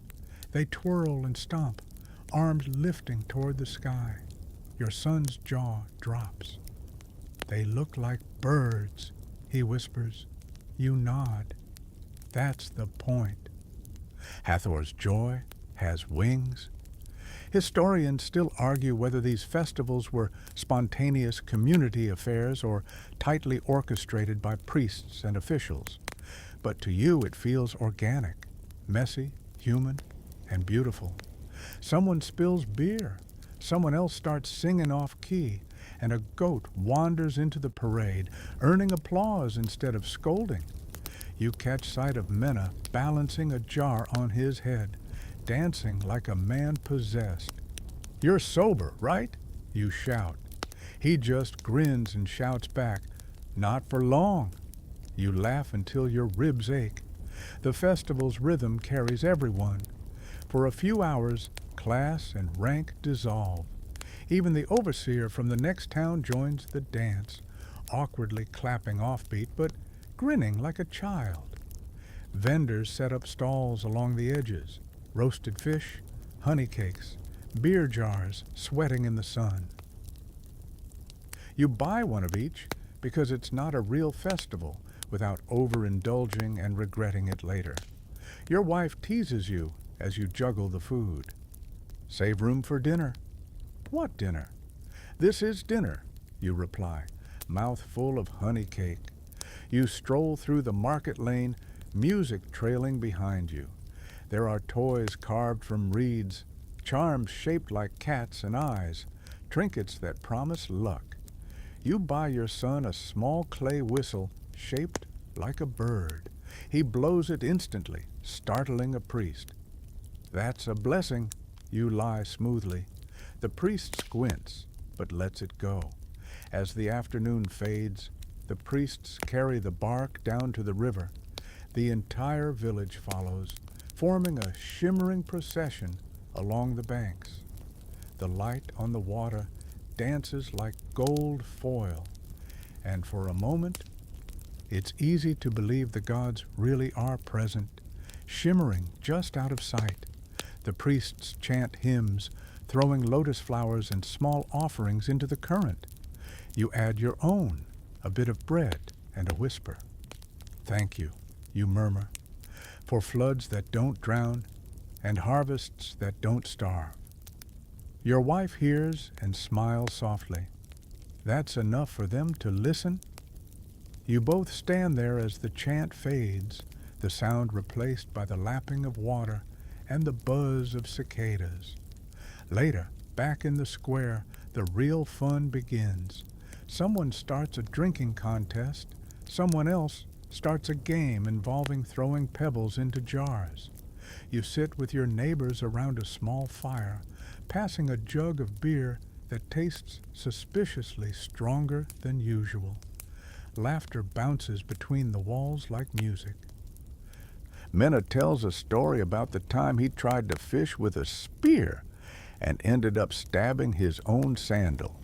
Your wife nearly chokes on her drink laughing. You tell your own tale about the goat that once wandered into the temple and ate the priest's scroll. "Best critic Egypt ever had," you say, and everyone roars. When the stars come out, people begin to slow. The fires burn low, and the children doze in their parents' laps. Someone starts a slow, mournful song about the Nile's eternal flow. It drifts over the crowd like a lullaby. You lean back on your hands, feeling the roughness of the ground beneath you. Around you, everyone's glowing in the firelight, faces softened, shadows deep. You can almost forget how hard life can be, how cruel the heat, how endless the work. For this one night, the gods seem generous, and joy feels effortless. You glance at your wife, who's watching the flickering flames with a tired smile. "Worth the wait?" you ask. "Always," she says, "even if we pay for it tomorrow." You laugh softly. Tomorrow the fields will call again, and your back will ache, and the world will return to its usual rhythm. But tonight, you're not a peasant. You're part of a people who've outwitted time itself, finding joy, laughter, and love in the brief pauses between sweat and duty. As the last drumbeat fades into the desert air, you realize something simple and profound. Maybe this is why Egypt endures, not because of kings or monuments, but because, in moments like these, the people remember they're alive. The festival's echoes linger in your head the next morning, a faint drumbeat beneath the normal noises of village life. You wake later than usual. your mouth dry from last night's beer, and laughter. Your son still asleep, sprawled across the mat like a starfish, clutching his clay bird whistle in one sticky hand. You smile, careful not to wake him, and stretch your arms. Somewhere nearby, a donkey brays with the passion of someone auditioning for the afterlife choir. Your wife's already awake, tidying up the courtyard and sorting through herbs on a reed tray. You drank too much, she says without looking up. You grin. I was communing with the gods, she snorts. You were communing with the beer jar. But she's smiling. She hands you a small bowl of honeyed porridge and nods toward the herbs. Satra sent these. She's been coughing again. I'll brew her something later.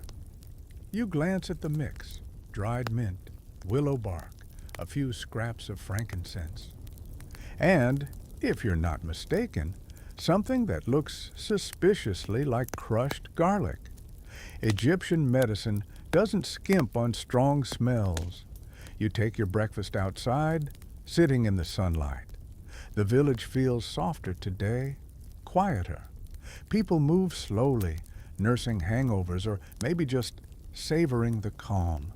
A few women sit by the well, talking about whose offerings got the most smoke. You catch snippets. One swears she saw Hathor's face in the flames. Another says her incense smelled like goat hair, which she's taking as mixed feedback. By mid-morning, Mena shows up, limping slightly and grinning like a fool. I fell into the canal again, he says, but this time on purpose. It's the only cure for beer heat. You shake your head. Next time, try water before mud. He drops beside you, rubbing his knee. You hear about old Hori? Bit by a scorpion last night during the dancing. You wince. He all right? Yeah, Mena says. The priest came and read half the book of healing over him, then rubbed the sting with honey and beer foam. He pauses. Mostly honey. I think the beer was for morale. You chuckle, though it reminds you just how precarious health can be here. Scorpions, snakes, infected cuts, any of them could end a life. Medicine is half knowledge, half magic. And, honestly, both halves are welcome when you're desperate. After Mena leaves, you decide to visit Satra, bringing her the herbs your wife prepared. Her house smells like smoke and aged clay. She's lying on a mat, wrapped in linen, coughing lightly. Her daughter fans her with a palm leaf. You kneel beside her. You'll live to see another festival, you say softly. She chuckles weakly. If the gods still want my jokes, maybe. You mix the herbs with warm beer and honey, stirring until it smells halfway tolerable. Egyptians use honey for everything: wounds, sore throats, embalming, you name it. It's the ancient world's version of duct tape. You hand her the cup. Drink. She wrinkles her nose, sips, and mutters, "If I die, tell Anubis it's your fault." You grin. I'll leave a note with the offering. Outside, a few children run past carrying clay dolls, their laughter echoing off the walls. Life goes on here with the same stubborn rhythm: illness, healing, prayer, work. You walk home slowly, feeling the heat rise around you. When you return, your wife's grinding herbs in a small bowl. For what? You ask. For headaches, she says. For you, mostly. She smirks. You love that about her, the way she can joke about exhaustion as if humor itself were medicine. Maybe it is. That afternoon, a traveling healer arrives in the village, a wiry man with sun-leathered skin and a bundle of charms hanging from his neck. Everyone gathers around as he unrolls his linen pack. Inside are small jars of powder, dried leaves, amulets, even a few mummified mice. Mice? You whisper to your wife. Yes, she whispers back. For toothaches, apparently. You rub them on your jaw. You grimace. I'll take my chances. The healer begins his rounds, muttering prayers to Sekhmet, goddess of plague and protection. He treats a farmer's swollen foot with a poultice of crushed figs and honey. He whispers a spell over a child's fever.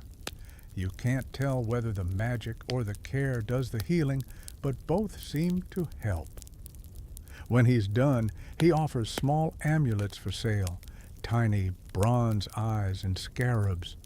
Blessed by Thoth himself, he claims. You buy one anyway, not because you believe it'll work, but because sometimes it's easier to wear faith around your neck than in your heart. By evening, the air cools again, and your wife lights a small lamp by Toweret's statue. The flame flickers warmly, painting soft gold across the walls. You sit nearby, rubbing your aching shoulders, watching her pour out a small cup of beer for the goddess. For health, she murmurs. Your son comes in, holding a scraped knee from falling off a wall. She sighs and pulls him close, dabbing the cut with honey.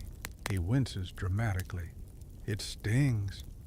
That means it's working, she says, smiling. You watch them, feeling a tug of gratitude so sharp it almost hurts. You've seen too many sick, too many gone, but tonight your family's here, breathing, laughing, whole. In a world where a fever can change everything, that feels like a miracle. As your son drifts off to sleep, you step outside and gaze at the stars. Somewhere out there, the gods of healing, Isis, Thoth, Sekhmet, watch from their celestial thrones. You whisper a quiet thanks just in case they're listening. You think of all the odd remedies that somehow work.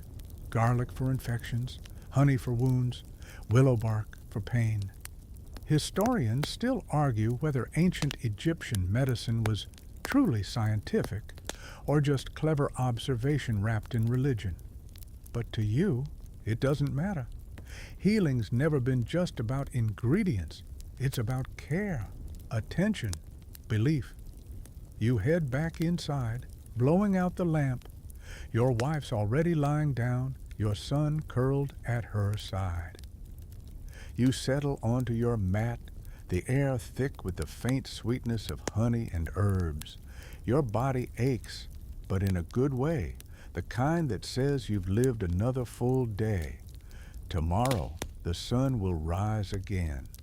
The gods will demand their offerings, the overseer will count his grain, and someone somewhere will stub a toe and pray about it.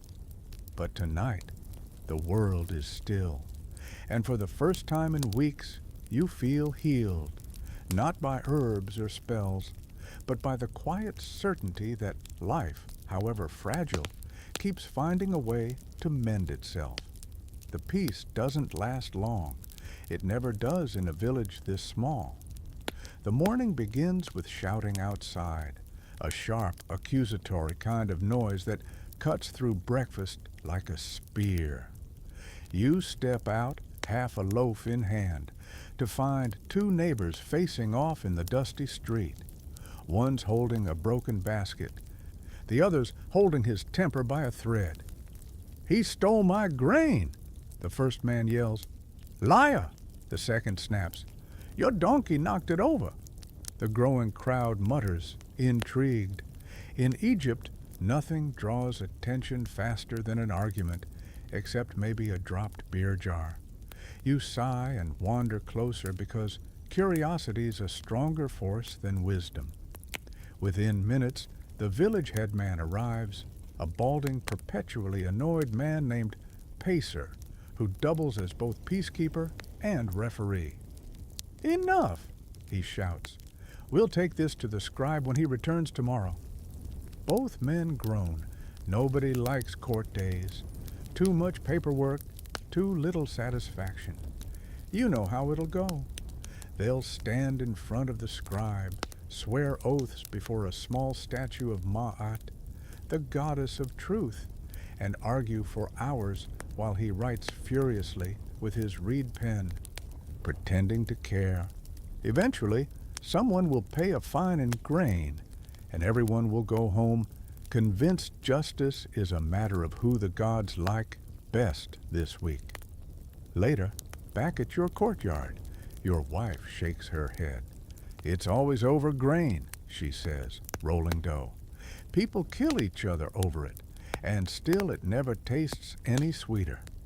You nod, sitting down beside her. Maybe that's why the gods made beer, to calm us down before we all stab each other with hoes. She smirks. A wise invention. The argument outside dissolves, replaced by murmured gossip. Your son peers through the doorway. What's happening? Just adults being silly, you say. Remember, truth always wins. He tilts his head. Even when it doesn't. You pause, then chuckle. Especially then. The gods like irony.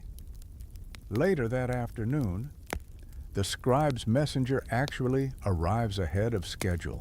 A young man with ink-stained fingers and the weary look of someone who's been running errands since birth. Disputes tomorrow, he announces. All involved parties must appear before noon. He hands Pacer a small clay seal as proof. The messenger doesn't stay long, just enough to deliver the bureaucratic thunderbolt and vanish down the road again. You lean on your doorframe, watching him go. There's something both fascinating and infuriating about how order in Egypt is both absolute and chaotic. Historians still argue whether its legal system was fair or merely efficient. Justice filtered through bureaucracy and superstition. From where you stand, it's a blend of both, held together by fear of divine audit. The next morning, you go to watch the court proceedings, mostly for entertainment, partly to make sure Mena doesn't get himself accused of something again. The court is nothing more than the shaded end of the temple courtyard. The scribe sits cross-legged on a reed mat, palette balanced in his lap, while Pacer and two elders act as witnesses. The accused and accuser stand facing him, both sweating buckets. The ceremony begins with an invocation to Ma'at, goddess of balance and truth. A tiny feather amulet rests on the scribe's table, a reminder that in the afterlife, your heart will be weighed against that very feather. If it's heavier, your dinner for Ammit, the devourer of souls. You're not sure whether that's motivating or terrifying, but it certainly keeps most people polite.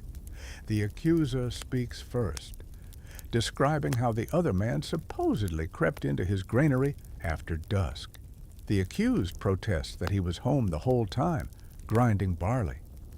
The scribe listens, impassive, pen scratching.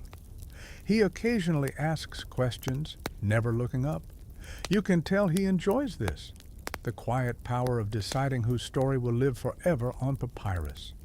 After both men speak, the scribe nods.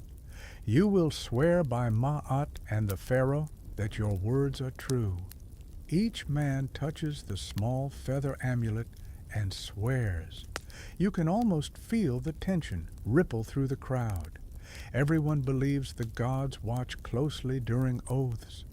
A lie could bring sickness, drought, or a scorpion in your shoe, all equally terrible outcomes.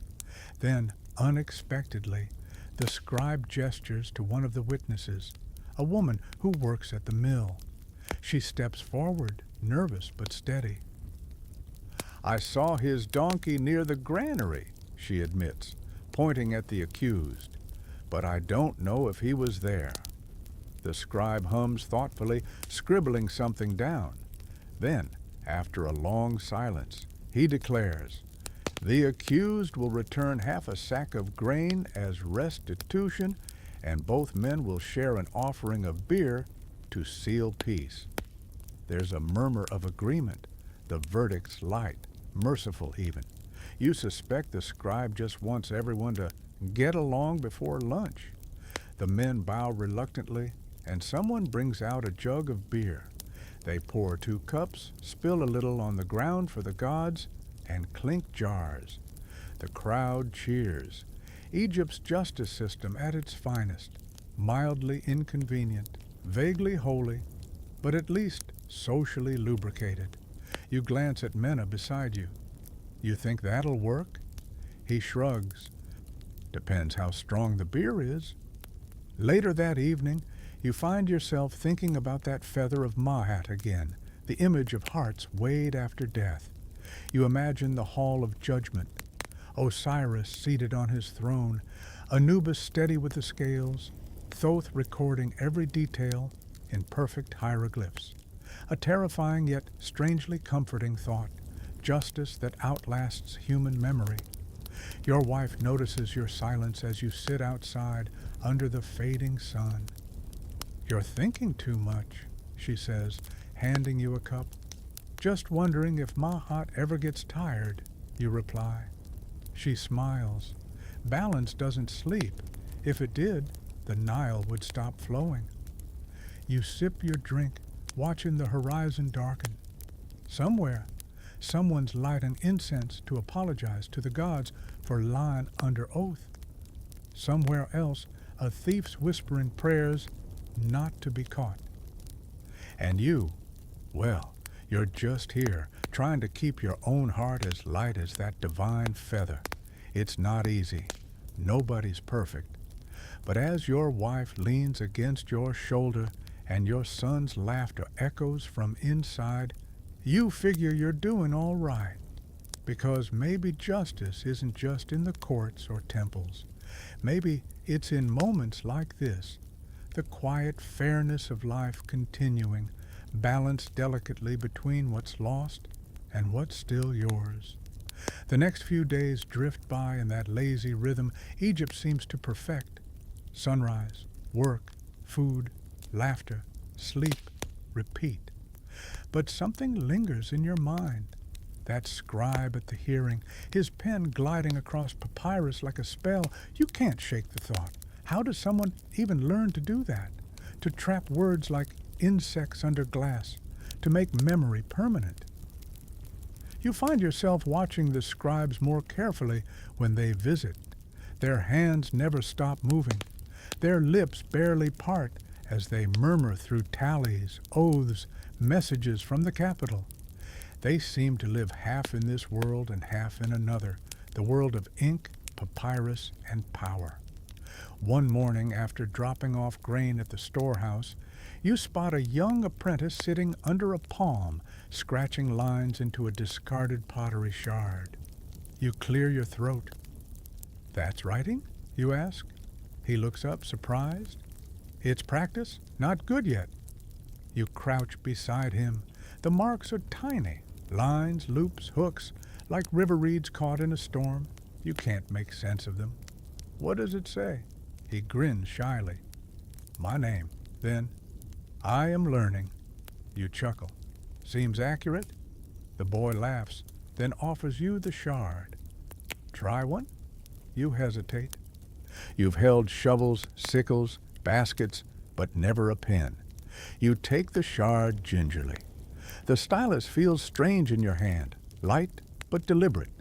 You press the tip to the surface and drag it, watching the mark appear. It's crooked and faint, but there it is. Something made from nothing. The boy tilts his head. "That looks like a badly drawn snake." "Good," you say. "I was aiming for a badly drawn snake."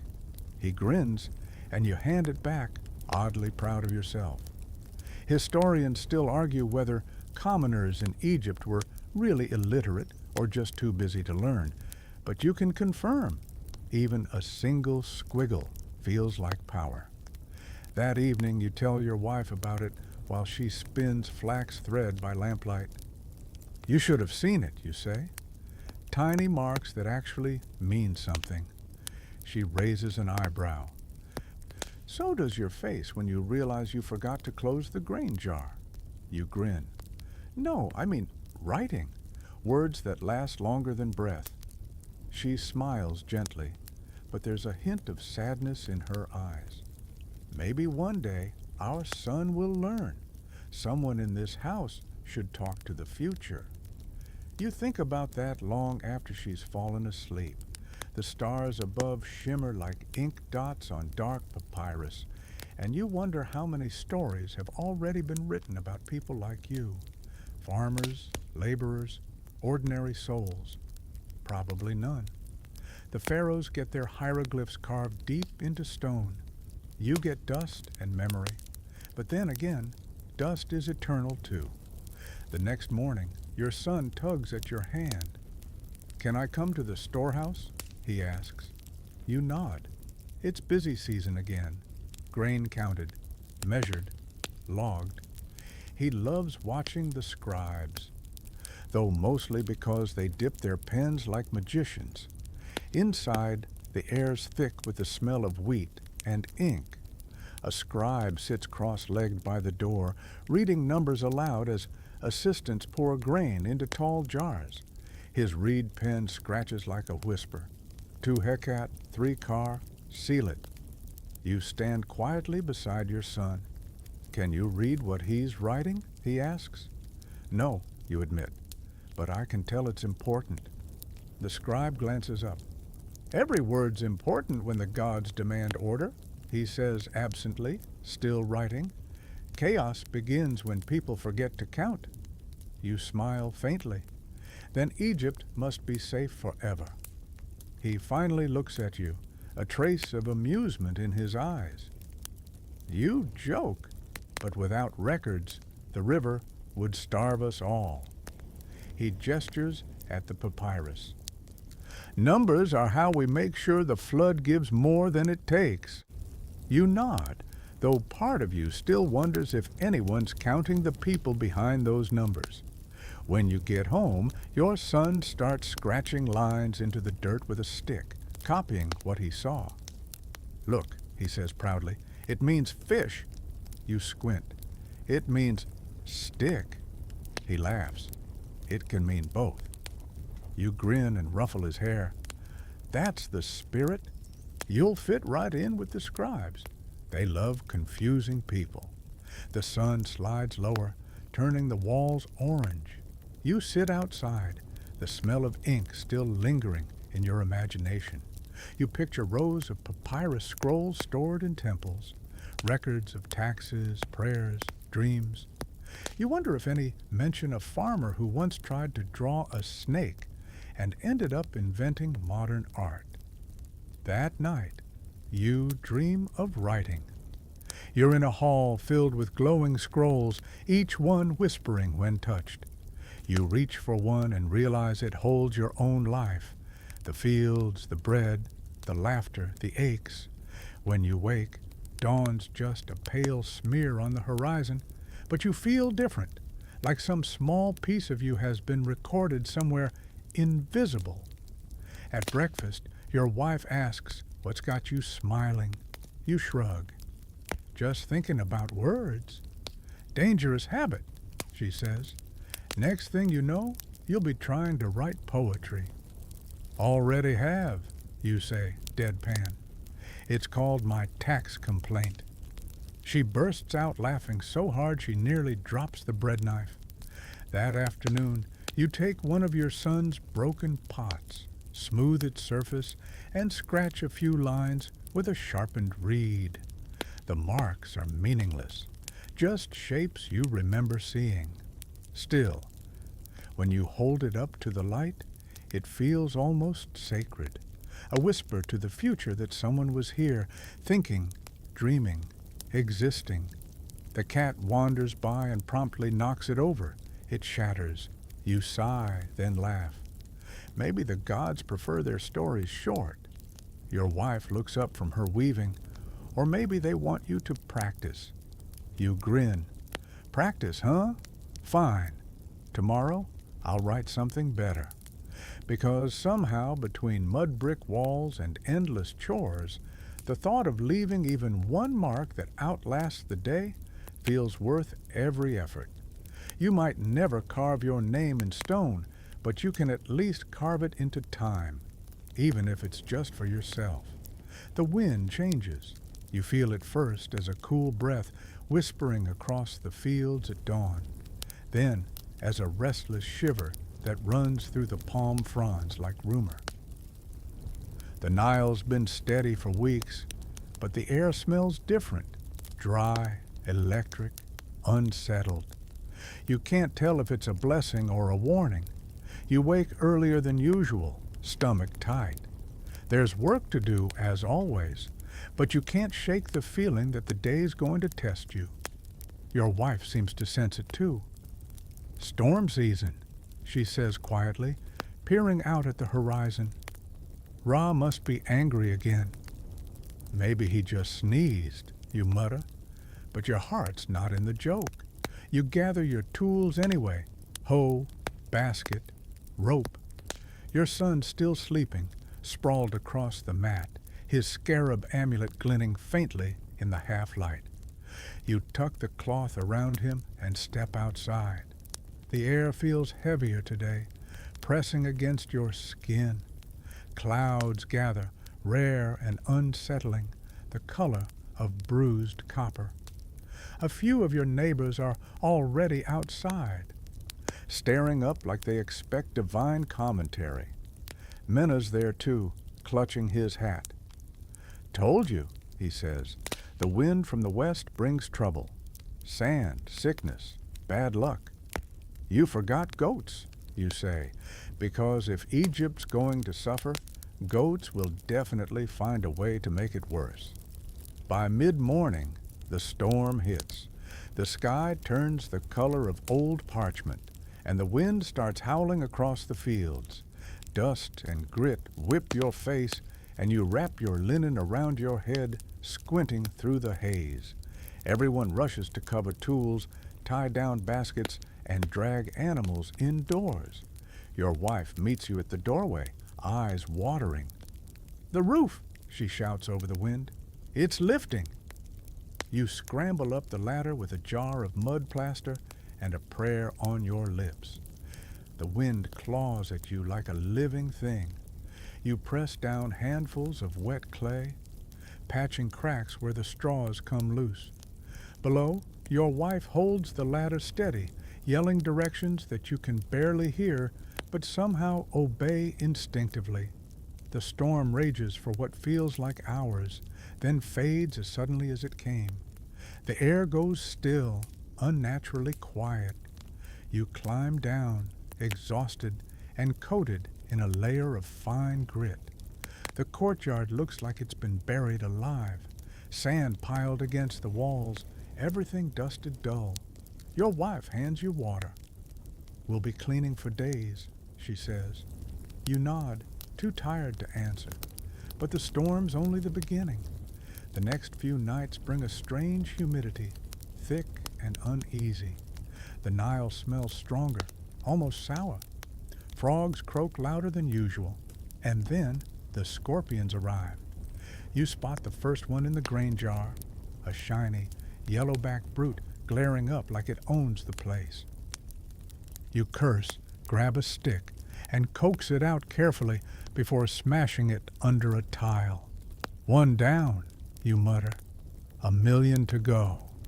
Mena bursts into your courtyard later that afternoon, waving his arms. "5 in my house," he says. 5. They're planning something." "Maybe they're unionizing," you deadpan, but truthfully, it worries you. The old people say scorpions swarm when the balance of Ma'at, cosmic order, shifts. Maybe the storm stirred up more than dust.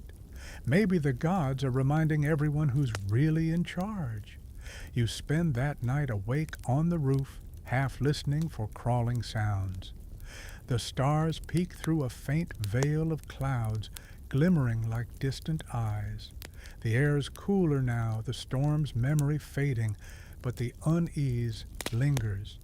The next day, while helping patch Mena's roof, you cut your hand on a shard of pottery. It's shallow, but stings like fire.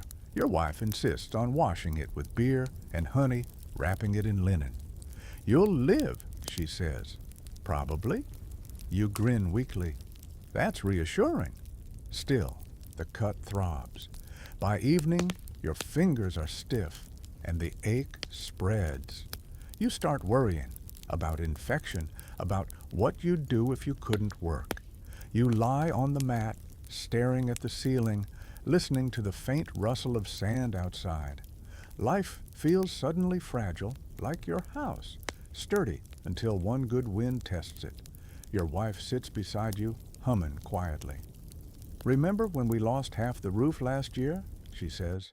"We rebuilt. We always do." You smile at her faith. Egypt runs on faith, faith that the river will rise, that the flood will retreat, that the gods will keep their unpredictable promises. Maybe humans here are just as predictable. Bend, break, rebuild, repeat. Over the next few days, you heal slowly. The swelling fades. Mena jokes that your hand looks almost usable again, which is high praise. You both spend an afternoon clearing fallen branches by the canal. The air cooler now, the fields shining wet. The Nile has begun to swell again, its annual rhythm as dependable as the sunrise. Standing at the bank, you stare at the muddy water curling between reeds. There's power in it, terrifying, beautiful, endless. You think about everything the river gives and takes: crops, homes, lives. You imagine the floodwaters sweeping through your fields, erasing footprints, swallowing the past whole. And yet, come morning, the same river will glitter like glass, pretending it never destroyed anything. Historians still argue whether Egyptians feared or adored the Nile more. You know the truth? Both, always both. That night, you sit with your family on the roof again. The storm has washed the sky clear, the stars so sharp they seem carved into it. Your son traces constellations with his finger, naming them with the half-serious confidence only a child has. "That one's the lion," he says, "and that one's the sleeping god." "Which one's the tired farmer?" you ask. He points at a particularly dim star. "That one." You laugh softly. "Fair." The wind's gentle tonight, carrying the scent of damp soil and lotus. The danger's past, at least for now. You stretch your healing hand, feeling the ache like a lesson written under your skin. The gods may send storms and scorpions, but they also send calm after. Maybe that's the balance your wife keeps talking about. Ma'at, not perfection, but restoration. Before sleep, you whisper a quiet promise to the night, to keep enduring, keep mending, keep laughing even when the sand fills your mouth. Because if Egypt's taught you anything, it's that life isn't about avoiding the storm. It's about knowing how to rebuild your roof afterward. The days lengthen again, the heat returning in waves that shimmer across the horizon. But you can feel something else in the air now, something slower, deeper. The fields are thick with green shoots, and the smell of ripening grain drifts from every direction. Life, stubborn and cyclical, has kept its promise once more. You walk through the rows barefoot, feeling the soft mud between your toes. The harvest's nearly ready. Birds dart overhead, bold and hungry, while your son chases them away with a stick, laughing wildly. He's taller now, leaner, but still carries that same light that seems to defy the sun itself. At the edge of the field, Mena waves. "You survived another season," he calls. "Barely," you shout back, but you smile.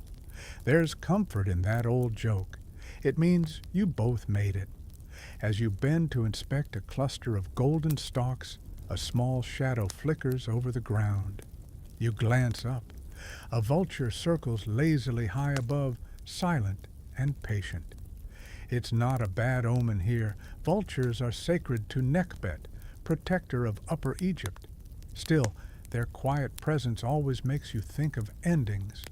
Later, back home, Your wife's mending a tear in the sleeping mat while your son grinds grain with the small hand mill. The rhythmic scrape of stone fills the courtyard. He's getting stronger, she says. He can finish a whole batch without stopping now. You nod. Soon he'll be faster than me. He already is, she says, smirking. The three of you eat together under the slanted evening light. Bread, lentils, and a bit of salted fish, the kind of meal that has fed Egypt since memory began. The cat circles your legs, hopeful. You toss it a scrap, and it disappears into the dusk with silent satisfaction. As night rises, your wife lights a small oil lamp near Toweret's statue. The flicker of flame dances over the goddess's round belly and toothy grin. Tomorrow, she says softly, we make the offering. You nod. It's the same every year after the harvest. Food for the ancestors, prayers for protection, and thanks to the gods for letting another cycle spin. The next morning, you rise before dawn. The sky's a pale band of rose and silver. Together, you and your family carry baskets of grain and loaves to the small temple by the river. The air smells of wet earth and smoke. You pass other villagers doing the same, each balancing offerings with care. Inside, the priest greets you with the same solemn warmth as always. He gestures toward the altar, where small statues of Osiris and Anubis stand watching in eternal patience. You bow your head, setting down your basket. For the harvest, your wife says, and for the family. The priest nods, murmuring words that sound like the heartbeat of the Nile itself. He sprinkles water over the offerings and marks your foreheads with a dab of perfumed oil. You inhale its scent, myrrh, resin, smoke, and feel the world slow to a whisper. You glance up at the wall murals, the weighing of the heart, the green-skinned Osiris welcoming souls into eternity, the field of reeds where the blessed walk forever through golden grain. You think about those stories, the duat, the afterlife, the promise that the world doesn't end, it just changes shape. Historians still argue whether Egyptians truly believed every word or simply loved the poetry of it. But standing here, watching the flame flicker before the god's image, you know belief isn't the point. Hope is, and that you understand perfectly. When you step outside, the sun is rising in full, gilding the river like molten bronze. Your son squints up at it. So when we die, he asks, we go to the field of reeds? You nod. That's what they say. And will there be bread and beer? You smile. Endless. The kind that never burns and never sours. He thinks about that, satisfied. Then I'm not afraid. You ruffle his hair, swallowing the lump in your throat. Good, you whisper. You shouldn't be. The walk home is quiet, peaceful. Farmers already crowd the fields, harvesting under the early light. You join them for a while, scythe in hand, slicing through the tall stalks with smooth, practiced motions. The air fills with the whisper of grain falling. Every cut feels like a heartbeat, a soft rhythm connecting you to every farmer who ever lived and everyone still to come. By midday, you're resting under a palm, wiping sweat from your brow. Mena drops beside you, handing over a jar of beer. For the next life, he jokes. You clink jars. May it be easier work. May it still have beer, he replies, grinning. You laugh, the sound mingling with the rustle of palms and the slow murmur of the river. For a moment, the world feels perfectly balanced. Sun above, earth below, and you right in the middle, suspended between toil and peace. That night, after dinner, you climb to the roof again. The stars are clear, shimmering in quiet conversation. You lie down, hands folded behind your head, and stare at them until they blur. Your wife joins you, setting down a small dish of bread as an offering for the ancestors. For luck, she whispers. The air's cool, the kind that wraps you in stillness. The cat pads over and curls by your feet. Somewhere below, frogs sing near the river, their croaks echoing softly. You think about everything you've seen, the floods, the storms, the scribes, the laughter, the endless days of work, and realize how deeply this life has carved itself into you. It's simple, yes, but infinite in its own quiet way. The pyramids will outlast your bones, but the smell of baking bread, the weight of your son asleep against your shoulder, the warmth of your wife's hand, those are your monuments.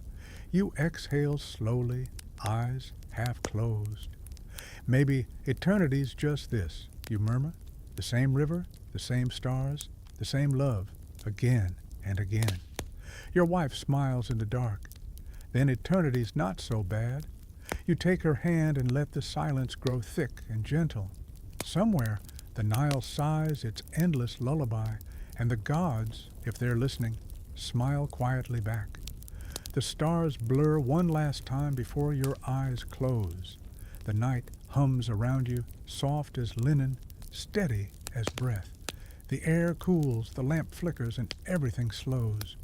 You imagine fields of endless green stretching into forever, your bare feet brushing through the reeds, the sun golden but kind.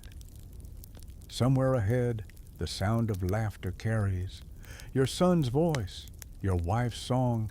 The work is done, the journey continues. Sleep comes easy now. The night settles deeper, wrapping around you like woven linen, smooth and weightless. The noises of the village fade one by one, the murmured chatter, the faint creak of ropes, the sigh of the wind through palm leaves, until all that remains is the steady whisper of the Nile. It sounds almost like breathing. Your body softens into stillness. Each breath drifts slower, warmer. The stars above seem closer now, not burning, but glowing softly, as if their lanterns hung to guide you home. You picture them reflected on the water, thousands of tiny lights swaying gently in rhythm with your pulse. You think about everything you've lived through here, the fields, the festivals, the laughter, the storms. Each moment, even the smallest, folds neatly into the next, like papyrus rolled for safekeeping. Nothing's lost. It all flows on, quiet and endless, like the river itself. Somewhere far away, the first hint of dawn touches the edge of the desert, painting it with gold. But you don't have to wake yet, not now. Just let the warmth soak through your skin. Let the hum of the world cradle you. In your mind, you're still walking that soft field of reeds, the afterlife the priests promised, the one you've already built with every breath you've taken. You can feel the soil cool beneath your feet, the air calm and forgiving. The light never fades there. It just sighs, eternal and kind. So rest, traveler. The sun will rise again when it's ready, and you'll rise with it. For now, the gods keep watch, the river sings, and the world is quiet. Sweet dreams.